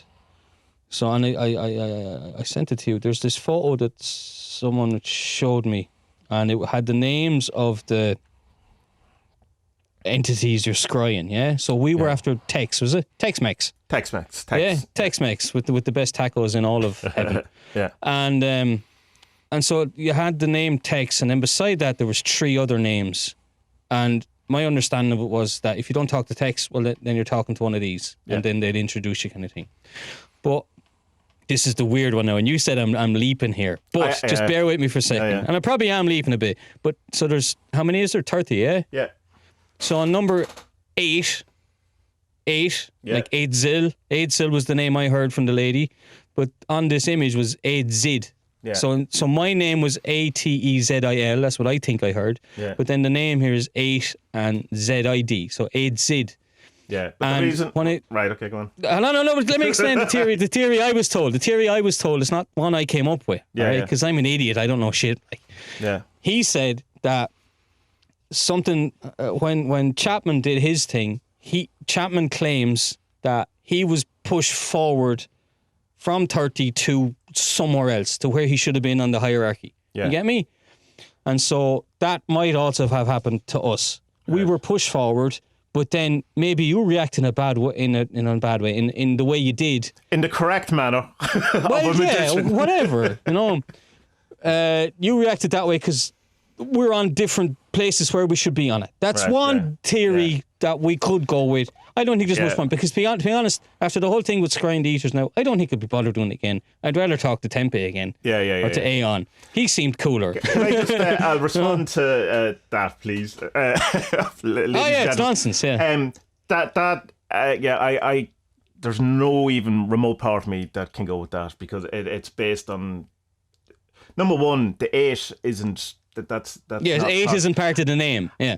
And it's not even the right spelling of the rest of the name. So it's the wrong thing. It's just this is my problem. Well, okay, but there's not that much of it. There's not that much of a difference between 8 Zil and 8 Zid. Well, there's a huge thing. Well, it's 33% of the name. Like, and 8 has to be spelled wrong as well. Yeah, of course. So it's most of that word is wrong. Yeah, and it's in the wrong place. And here's my problem. Here's my problem. Not with you, with all things. This is what we do. It's like you can look for stuff and you can find stuff, and you could be absolutely delighted with that. But I don't think you should be, because that's. It's like I do a sigil for 50 quid and I find 20 cent on the ground and go, yeah, my sigil worked. Look, I got money. No, you didn't. Your sigil was for 50 quid, so you failed. Yeah. And I think 48.80. And it's the 49.80. The big thing I learned from doing the half peeled orange is that how the slightest, and not even slightest, connection to a half peeled orange satisfied people as having a victory, which is fine. Do what you want, but very few people got a half peeled orange. But some people got a slight bit of lime peel, and that's that I obviously won this game. Or some people got had some orange juice, and it's kind of going, that's fine. But that's not, if you're happy with that being the kind of result of your magic, or you can kind of do something like that. But it's not. I don't think it's good. I wouldn't recommend it. I think I think you're in the realm of fooling yourself. Look, I'd say it's a theory that I was kind of not told, but I was. Do you want to say who told you? I know. No, I won't say. I know who it is. We both kind of came up with this, Right. Yeah. And so okay, maybe it's possible, but probably not. Like I actually have less of an interest now in Scrying the Ethers than I had before. Right. Yeah. After the experience of it, I was like, yeah, okay, cool. Because the thing is, as well as that, like, I know, like, you can just. You can do your angel work on the Tree of Life if you want to do the same thing, because the Ethers are angels. There's less on the Tree of Life. It's faster. It won't take so long, and you don't have to come up with those weird Enochian words that sound fucking. Yeah, they're why, like, Anyway, no, look, I do the stuff again, but like I don't. When I try and rationalize it, I can't believe in it. But because it happened to me and I was there and it's recorded, you can hear it that I think it's true and happened to me. I wasn't LARPing or putting it on because, I'm the type of fella that if I had seen nothing, like the first thing I saw was the planet, the green planet, and then there was the waves and the water on it. If I hadn't seen that, I'd have just said, "Yeah, Tom, it's not working." Yeah, absolutely. We just keep going. I'm not going to bother bullshitting people. No, and I definitely want to reiterate that I don't think that, and I think what happened is what happens when you channel things. Yeah. But it's the proof thing, though, Tommy. Why do you need so much proof? Because, why believe anything then? Well, yeah. Why believe how do you decide what to believe or not? How do you decide, Tommy? That's the question. How do you decide? Here's my thing, because I guarantee you there's a podcast equivalent to ours about two guys talking about Jesus who think they're convinced about the whole thing and that they're right. Yeah. And that always is in the back of my mind. And you kind of go, well, like, you have to have, then, nothing wrong with believing in Jesus. That's not my point. But you have to, in a sense, hold yourself to a higher standard in order to know what's right, because there is definitely stuff that I can't explain that is magical or it seems magical and all that kind of stuff. To not have to look for A-Z and wangle something in, and it's diluted. It's unconvincing. Because the literature and the tradition says you should be, I don't know, a bit more sceptical about it. I don't like that word. Incredulous is a much better word because it's longer and has more letters and makes you sound fancy. But it's, I don't know. Maybe then a suggestion the next time we do it, and we'll ask these proof questions. Maybe try doing it through divination or something. Yeah. Rather than because we were very unprepared. We were unprepared. But maybe that's why the lads, because in the Baptist Head stuff, it's never really revealed why they go after Tempe. Other than Tempe was the alien. Wasn't it? Wasn't that who Tempe is? No. Tempe means time, so he's the god of time. He time. Tells the name of Tempe. I'm thinking of the alien thing. That's different. It's like it's never explained at the start that. You're thinking of Lamb, or that Lamb. Sorry, I'm thinking of that. They never explained at the start of the chapters, like how to explain it. Not like they're doing the reading, they're coming in and out of trances and all, and then suddenly they'll say, "Oh yeah, it's the Sun Tower cards." Like, oh, hold on, no, you had Tower cards. What's going on here? That's not explained at the start of it. And then the next thing, there's some ruins. Like, whoa, what are you like? You're bringing in stuff that you haven't mentioned. So, yeah, maybe next time that's what we should do and say. Like, if you're not getting an answer or something, or like, can you prove something? Just do it through 40 servants or tarot or whatever. Yeah. Although, no one's ever going to be able to predict the fucking book you're holding by a tarot card. Are they? Maybe they can, maybe they can't. I don't know. In theory, like, they should. Like, if the Ion, who is unbounded time and the god of all things, should know what fucking book I'm holding. I didn't ask him, but I mean, Yeah. But I did also ask, what is the question to ask? And there was no, it's like just going, I'm not proving. And fair enough, why would you prove? We rang you, hello, Spud, can you prove you exist? Yeah. But if it's a case that they don't know something that me or you don't know, then it's pointless. It's a pointless endeavour too.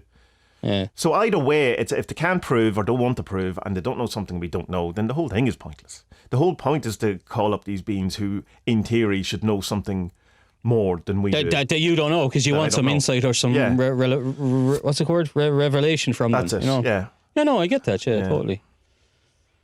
Which we weren't really after, in fairness, though. No, I don't know. I don't know what we were after. We were just kind of going, this would be a bit of crack. And I think, shits and giggles, like. And it's literally the thing that they say, don't do that. Don't call up people for have the crack.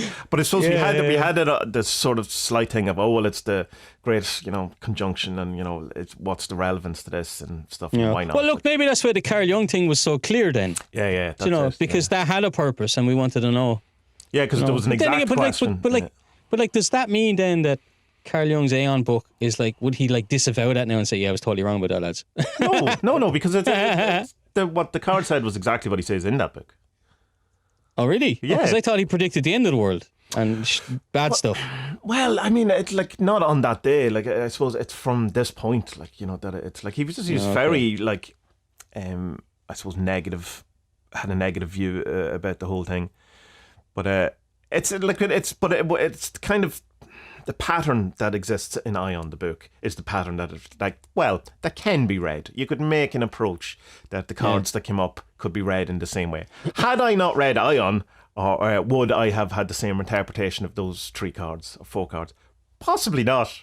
So I mean, how much am I reading Ion into the thing that present? I think I'm okay at divination. I think it's something that I'm all right at. Like, in the sense of that, I think I'm good at. Right, so I can recognize when I'm bullshitting myself, and in that, I felt I wasn't really bullshitting myself. That's so. If your one had said, yeah, you're holding a Carl Jung book, would this have totally changed the game for you then? Oh yeah, absolutely. Yeah, I'd be here. That's we go. it. So that's yeah. But it's mad, man, that you're after this solid proof. Like, you invented the 40 servants. Yeah, but I made it up. Yeah, you know what I mean. I made it up. Yeah. You're a control freak, Tommy. No, it's not a control freak. It's well, I mean, like I am a control freak, but I'm not a control freak in this thing. It's like I don't understand why you wouldn't want proof. That's my thing. I've literally no idea why you would just be happy, particularly the type of person you used to be. I get you. Yeah, like that. Well, I think. I don't know, yeah. I think it's just because it happened to me, then I'm like, yeah, that's proof enough for me. One other thing, and I hate this, which I didn't want to say, but I think it is relevant. I've done this stuff before. Yeah. And so, I've had people say they're talking to spirits and all of these type of things. So it's not to say, oh, I'm more experienced than you, because that's bullshit. In that I've... No, but you are. I haven't done any of this before. But so I've been in that situation before, and I have had the thing where I believed it and went with it, and I've had the thing where I did the test. I think the book test is as good as any test. And ultimately, I think I was right in those situations because of how they unfolded, and particularly in a couple of situations. So it's not. It's like I just don't, because I don't want to be saying, "Oh, Spud, you just don't know what you're on about," because I'm definitely not saying that. Yeah, but Tommy, I don't know what I'm on about. I genuinely don't know what I'm on about. I'd be very interested in given that you seem to have this kind of gift of vision or not divination, that you see, particularly through your HGA work, and you have this kind of visionary thing that I occasionally have. I don't have it in the same way you have it. So I'm very interested to see that develop and what comes out of it. And then in a couple of months when we come back, or whatever, when we did a couple of weeks, whatever we want to do it again, and how your approach and how your thing changes, and whether it kind of encourages it more, or whether you go more in the kind of, I don't know, logical sense or whatever. I'd be interested, and I think it could go either way. Yeah, see, I don't know. I'm kind of afraid of it. I don't want to mess with it because I don't know what I'm getting into. Yeah. Do you know? And I remember doing stuff with the HGA before, and she was like, "If you're going to do it was about dead relatives." And she's like, and the answer I got from her is, "If you're going to do this with like love and kindness. Don't do it for shits and giggles." It's just exactly what we fucking did. Like, yeah. Do you know? Don't do it for the crack. Do it because there's intent and you're coming from a good place, kind of thing. You know. And maybe that's why I'm put off then by scrying the ethers, because I don't really have any interest in it, and now I have less so. Yeah, well, I've tried to do it on my own twice previous to our thing, and nothing happened. Literally nothing happened. Which I thought was interesting, given that I can remote view fairly successfully. So it's not that I don't have some sort of capacity in that kind of area. So I don't know. I mean, it could be. I suppose there's less when you're doing remote viewing. You're just kind of whatever. That's what's happening here. Whereas it's a bit more, I suppose, concentrated where you're with the ether stuff that I probably am forcing it. Which remote viewing is basically the opposite of forcing it. You're decontracting your mind or whatever. So I probably my approach is just a bit crap. Doesn't your man has a recent article? Is it Duncan Barford has an article just the other day about that? It's about why we think sigils and servitors work, and the difference being that like a sigil is something you do once and you're supposed to forget about it, and your subconscious will make the magic happen. But a servitor is something that you keep and use from time to time, and it's like, Well, it's the same thing. What's the fucking difference here? You know? Yeah. Kind of describes it very, very well in the article. His articles are great. Yeah, I thought I had subscribed, or I thought I should, like, how do you know when he releases an article? Like, what does it come up in your I get an email. I thought I did that. Yeah. Oh, it's a WordPress email, isn't it? I think you go to his website. I don't remember. I just put my email on his website, and I get it when there's a new thing. Because I'm not. I've obviously, I don't know. Maybe he's blocked me. Yeah, maybe it's the wrong. I wouldn't think so, Tommy. No, I don't think so. No. Yeah, weird. I don't know if we'll. Yeah, we can go after Aeon again sometime, but Ethers, nah. You know, I don't know. Maybe like you could even do like I know you're not really into the Tree of Life like I am. Like you could do that kind of stuff as well, but like I don't know. Like I think people when they do this stuff, and the lads did it in the Baptist Head stuff. They went after the prophecy and what's going to happen here and what's going to happen then. And it's like personally, I don't give a shit what's going to happen tomorrow. I'm more concerned about now and today than. You know, like, who's going to win the fucking Epstein Derby in 2023 so I can put an early bet? It's like, no, that's bollocks, like. From Epoch and Pete Carroll's whole thing of, divine short and conjure long, do magic for long term, did it because things change, man. So, like, what's you could ask Ion for something today, and as we know, the world changes very dramatically, and by even, when you do a divination yourself, or for someone else, the fact of having the knowledge that you now have from the divination. That changes the future, doesn't it? Change it. Unless you believe in determinism, fatalism, and all that, which some days I do. I can't say I don't, but here's something I want. I'm like, how are you for time? Are you okay? Yeah, I'm sound. Yeah. Kind of one of the reasons I realised that I don't do magic for things. So we're talking low magic, I suppose. Is this kind of thing in the back of my mind is that things are unfolding, correctly, as if there's some sort of plan or whatever, so that you should just go with what happens rather than trying to, force something. Yeah. And I'm wondering, like, am I missing out on, things that could be fun or, some sort of experiences because I'm just kind of going, well, if it's for me, it won't pass me. And, all that kind of trite New Age hogwash, but it's also definitely a part of occultism. You really too. hate New Agers, don't you? I feel that I have what's the word? I've negatively affected my brain. New Age, so I'm a bit kind of. Well, but I drank the Kool-Aid. You bought into it already. Yeah, okay. Yeah.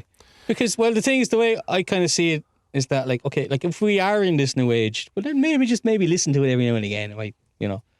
No, well, I mean, the New Age thing I'm talking about is not necessarily the Ion thing that. Yeah, no, I know. I'm talking about Hay House books and this type of American spirituality is essentially what I'm talking. I understand about. you. I understand you. So there's kind of an element of me is going down, and maybe I should be imposing my will on things a bit more rather than just kind of allowing things to, as if, because there's that thing in the second Matrix movie. I know, you shouldn't like them, but I think the second one's okay.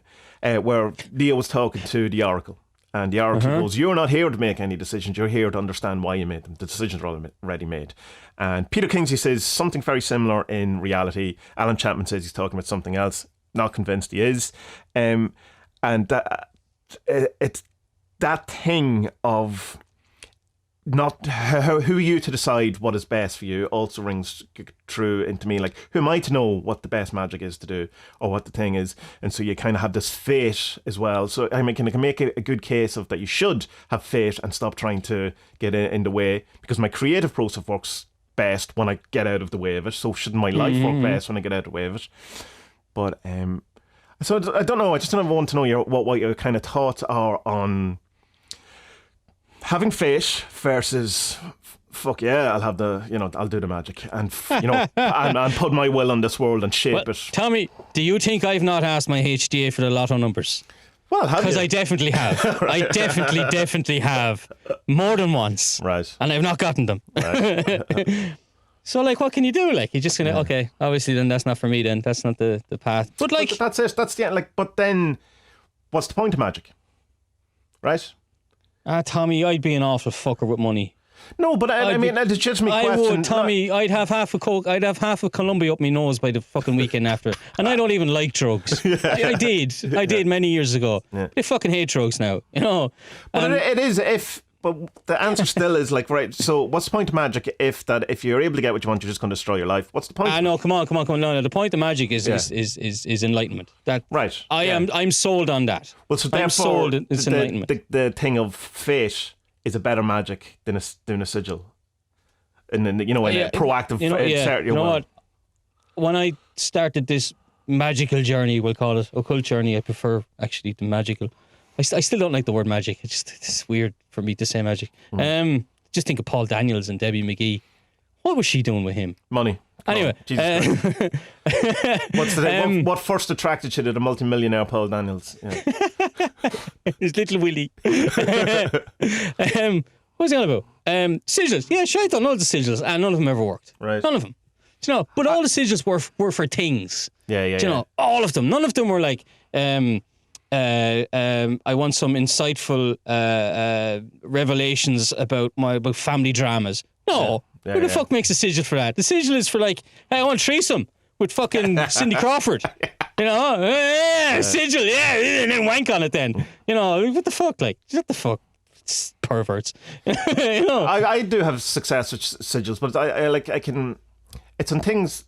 The more I want something, the less it works. I mean, so there's obviously a reality transferring element to that. Yeah, that's the whole law of attraction, though, isn't it? But I can get I always say 60%, but that lowers. If I don't give a shit about something, like if I put in something like a knowing smile or a wink from the universe, guarantee you within 2 hours that happens, right? Because I don't really care, because I know, you know, they're not going to change my life. You know, synchronicities never give the full game away, which is the whole point. You know, they only give enough to just kind of nudge, but they're not. They're not giving, so it's a nod and a wink. Yeah, so that's fine. But like when it came to say something, I don't know what would I really want. Like, Jesus Christ, whatever. But I really want something. There's no chance it's going to happen. And in fact, there's a lot less chance it will happen because I've done the magic first. I found, which is an interesting kind of thing, which would lead me to believe that, you know, that's where I went then on the route of, you know, shadow work and stuff and try and get sort myself out and all that. Yeah. But well, I think that, well, in my short experience, I think going after the big stuff is better, because you learn more about who you are, maybe subconsciously rather than consciously. You know, who your inner person or persons are, kind of thing. Because, like, you know, the 28th of December thing, you know? Yeah. Oh, man, that freaked me out. And I was on the phone to Minerva a lot, like. Right. Yeah. You know? Do you think that thing affected the 21st, like the conjunction? Like, was that, like, there's certain questions that are asked that. Yeah, there was a question. Exactly. Yeah, that I was lost for words. Like, when he said, when Aeon said, "Did you ask any message for Tommy, or for and he said, was it him? He said, stop doing stuff you don't like or something, wasn't it? I can't remember, but it was one of them. So I think it was something like that. And then his was the unfolding thing, the flower. Ah, right, the tulip, the flower. Yeah. And then for me, it was like, there was no big thing from him. It was just like, suppose it's going to be all right. Yeah. And okay, thanks. You know. Yeah. So I don't know, things. Just, I mean, I'm old enough now to know that things don't fucking make me happy. Yeah. Do you know? I'd love a new guitar. I've had a crappy SG guitar since I was 17, and the neck is broke on it, and I have to have gaffer tape holding it together. Honest to God, right. You know. But like, I love picking it up and having a strum on it. I don't need a new guitar. I'd fucking love a new guitar. We don't need one. I'm all right. And it's like that with most things. It's like with starting the kind of carpentry and wood art. Like, if that was me going into that a few years ago, I'd have put all my money into getting everything as soon as I could and getting all the equipment and all the tools. And now I'm at the minute now I'm making this dagger thing, and it's a pain in the arse because there's one thing I don't have, but it costs like 1,000 zlotys. So I don't have it. Well, I could pay for it, but I want to pay for true money I earn from the woodwork. Yeah. You know? And it's knowing that, like, take your time, you'll get there. It's grand. You know, stop rushing things, stop the frenzy of the need, of the want of. You get me? No, absolutely. Yeah. So it's more about, like, but it's the thing they said, was it divinate for now and Long. What is it? So enchant long, divinate short. So that's not the right word. That's a paraphrase, but that's what it means. Yeah. So like, yeah, I think what my approach to all these practices, or be it meditation, or because it's mostly through meditation work and divination, I do my stuff. It's more you're just kind of looking at the long goal and just trying to, not trying to make sense of the world or anything like that, but trying to make sense of your own place in the world and just God, like even enlightenment. I'm not even too sure what enlightenment actually means. Is it just like a oneness with yourself? Is it Carl Jung's individuation thing? Is that the end goal? Because I'd be happy with that, because that means that I'm the complete Spud. Yeah, This is Spud. He's happy. Okay, so what else do I fucking want? Do you know? Maybe if it rained a bit less. But like, I can't do that. No one can do magic that affects the fucking weather. You know, I don't care how much of a druid you think you are. You can't. You know, it's impossible. But like... Or is it? But Alan Chapman's thing is with the magic is to... it's the meme that you made years ago. It's the aim is the goal should be something you can influence. Isn't that it? Yeah. There has a means of manifesting, yeah. Yeah, but sure, I mean, you can't make it rain, like... You know, unless you're fucking in a strip club with all your dollar bills. Yeah, well, in theory, like there has to be a means manifest. In that, you could, in the sense of, go to a country where it rains. Number one, don't go to a desert. You know, don't. You're quite likely to be able to make it rain in Ireland. You know, but that's the thing. But it means, like, rather than going, has it a means manifesting in the sense of, I want to fly, I want to have a threesome with Cindy Crawford, right? Has that a real means of manifesting in your life other than a dream? And the chances are you're going to have it in a dream. You know, so, because it's not, you know, it's like thing, but it's, Gordon Mike calls it, you know, don't attack a walled city. It's the same idea, you know, like, I mean, are you attacking a walled city? Are you doing something that you can't get? And if you are, then you're not going to get it. You know, it's like Magick Bean and Pete Carroll, obviously, it's the influence on Gordon White and this and that. It's probability enhancement. It's a low probability enhancer as well. It's not a huge probability enhancer, but if it works, why not use it? You know, so it's not dramatically going to change your probability, but given enough probability changes, you can nudge things in quicker in your direction, which I think is proof. It's like that kind of thing that statistically, you know, that the difference between, say, 50% chance and 55% chance is huge. Sounds like nothing and sounds like inconsequential and all that, but it's huge ramification. So if magic is only a 5% dip past chance, then if once we're aware that that's what it is, then I think it's a decent approach. Just coming back to the means of manifestation. So in Ireland, a 5% chance of getting rain is probably enough for it to make it rain. Yeah. I get you. Yeah. But like, why are you asking the question then? Do you think you're doing too much of low magic, or? I don't do any low magic at all, and haven't in a long while at all. Right.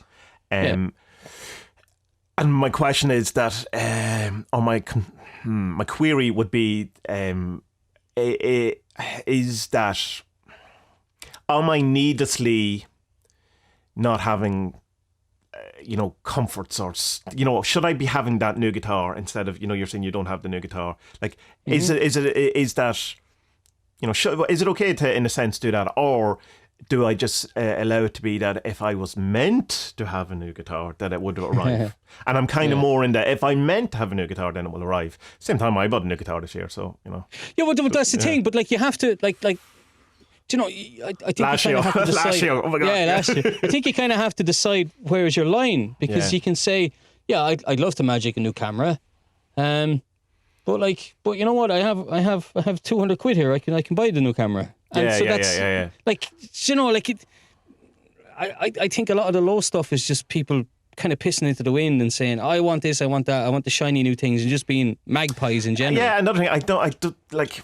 A lot of the reason why I don't do the low magic stuff, and I know people don't like that distinction, and I don't particularly like myself, but we know what we're talking about between high and low magic, is I don't really want more stuff. You know, I want books, and I mean, I can buy the book. You know, I mean, I don't. And for me to magic a book would be very similar to me calling up Ion for the crack, because it's like a test. Oh, could I magic a book? Could I get someone to do it? And I don't need to do that. So I mean, possibly the reason why I'm not doing low magic is because, for the most part, I'm all right. Like, but should I have done, like, say, I don't know, a sigil to, make sure my test came back negative, of my COVID, say. And I'm going, right, probably could have. But, like, if you've COVID, it should have come back positive. So you're kind of fucking with things that you probably shouldn't fuck with, I get you. Have you changed the tests or have you changed the fact that you don't have COVID? Which have you done? And so, and you don't know the ramifications of that kind of thing. But it's easier to probably see with, I suppose with a guitar, like whether you should get a new guitar or not, it'd be, well, what's the knock-on effect of it? Like, I can't see a downside if you're getting a new guitar other than you spend money that you probably, you should have paid your mortgage. Spent on something else. Yeah. But I don't think it's going to dramatically change your life unless you suddenly want to become a songwriter or and it spins you off in this kind of I don't know. Yeah. I'm not really sure there is an answer to it. I think it's probably ebbs and flows and there's kind of things. But I think it probably should do some practical magic for a balance type thing. It's just it's like going to confession. It's trying to go, well, what do I, it's trying to come up with what the thing you actually want. What do you want? It's the hardest question in the world. I have no fucking idea what I want. What do I want? No idea. What would make you happy? I have literally no idea. do you ever send out like mind bullets, like like you're in Lidl or something, and obviously there's only one fucking cash till open, but like you ever kind of walking around pushing around your trolley and like, right, when I'm finishing, the next one's going to open, and just say it to yourself a few times, Yeah. And then go off and get the chicken and whatever, and then as you're going out to pay, then new aisle is opening, and you just slip in. You're like, or the I fucking did that. I fucking did that. Yeah. I fucking did that. I was driving to my mates the other night, and I had a choice of two routes, and one is a highway route that's busy but safe, and another is through a back road, which is obviously at night time not as safe. Yeah. And I was coming up to this roundabout that's at a village that's about halfway on this. It's not an unsafe road, but you know what I mean. Yeah. Riskier at night time. In a country that has the highest accidents in the European Union. So I don't like driving at night time, as you can tell, right? Yeah. So as I come up to this thing, there's this old granny in a fucking Seicento or something like that, and she's doing 40 in a 70 zone. I'm like, oh gee, I'm stuck behind this fucking old one now. And then I remember, there's a roundabout coming, and I went, you're going to turn right. You're going to turn right. You're going to turn right. And as we got up to the roundabout, she didn't turn on her indicator. And I went, fuck. And then she turned right. And I went, yes! I did that. Thank you, Minerva. And I went on to meet my mates and I got drunk. Yeah. And but it's like, is that magic? That can't be magic. That's just a coincidence, isn't it? Is it? I don't know. Yeah. I don't know. Which is why, but that right there is why I push for proof, because otherwise you don't know. You're left in a constant state of I don't know. And but then how much proof do you want? Because I'd be doing some magic work or whatever, talking to the HDA, and a bird would suddenly sing, and I'm like, yeah, I know you're just messing with me, and then the bird would sing louder, and I'm like, okay, I believe you. Yeah. And, is that I'm looking for the sign? Obviously, I'm looking for the sign because you're talking to something that might be real, might not be real. You don't have a fucking clue, But I think you just kind of have to take the signs as you see them, or as you think you see them, or as you interpret them. You know what I mean? I'm not sure I made that woman turn. I can't. I know for a fact I didn't make the woman turn because she was turning to where she lives, or to where she was going to see her friend. I had nothing to do with that. But it's pretty cool that I said she'd turn, because you come to a roundabout, I have a 25% chance of being right, and I was right. No, I have more than that, because she might have been turning around. She wasn't going to turn around anyway. But you know what I mean? Yeah. So a 1 in 4 chance or 1 in 3 chance, you're still like, yeah, okay, cool. I had something to do with that. Hopefully, maybe. Yeah. I don't know. Maybe. But ultimately, you think it doesn't matter. Stuff like that doesn't matter. But I'm glad she did get out of the way, because she was. She wasn't. She was. The speed that she was driving at on that road made her dangerous. Yeah. So I wanted to be rid of her as quick as I could. You know what I mean? And anyway, I would have passed her out at the next broken line in the road. I would have passed her out anyway. Yeah. So it either was going to happen at the roundabout, or I would have passed her out in a kilometre or two anyway. So it does. At the end of the day, it doesn't really matter. But it's just, as coming up to it, I said, you're going to turn right. And it happened, and it's just okay. And I know people listening are going, "This guy's a fucking idiot." But I think you know what I'm getting at. Yeah. But there's that thing that in these Baptist head books and all that, and they're like, as you're going up towards enlightenment, more things that you want to happen mentally happen. You know, and they're like, you know, the case is that you're having an effect on the outside world, or you're seeing the world as it really is, kind of thing. It's not that you're affecting it, it's that you're seeing, okay, for example, with the lady that was driving, I see that there's a possibility something could happen in the world. Yeah. That happens in the world. Yeah. No. So it's different, but it's just that you've become open to seeing different things differently. And It's the 4D versus 3D or 5D. Yeah, so I think that's it really, rather than you having any. But look, sure, I don't fucking know. Maybe we could all get together and do a big group fucking seance on Discord and try and get the lotto numbers and just share it out between each other. Why not, like? Yeah, I'd love to be rich. We'd have to work out what country the lottery. Imagine all the books I could buy, Tommy. Imagine all the books I could buy if I was rich. It'd be amazing. You know. And a guitar. And obviously things for my wife. And the guitar and presents for people that I know and love. And I'd even buy presents for people I don't know. I'd just leave shit out on the lawn and say, here, this is for the homeless people because I have too much money. What am I doing with all this money? I don't need this money. Look at me, Jeff Bezos. I laugh like this. He laughs like an evil genius. Have you seen the Jim Carrey thing? I've never even heard him talk. Who was the Letterman was interviewing Jim Carrey, and Jim Carrey was I don't laugh like a normal person anymore. I laugh like I'm at a cocktail party, and I do this. I go, fabulous, and then it cuts to David Blaine and Jeff Bezos, and Bezos is going, fabulous. He's like, oh man, he's evil. He's like a bad guy from Austin Powers or something. You know. Right, hey Tommy, what are we going to do? That's 2 hours 10 minutes. We should probably Jesus. call it. Okay, bye bye everyone.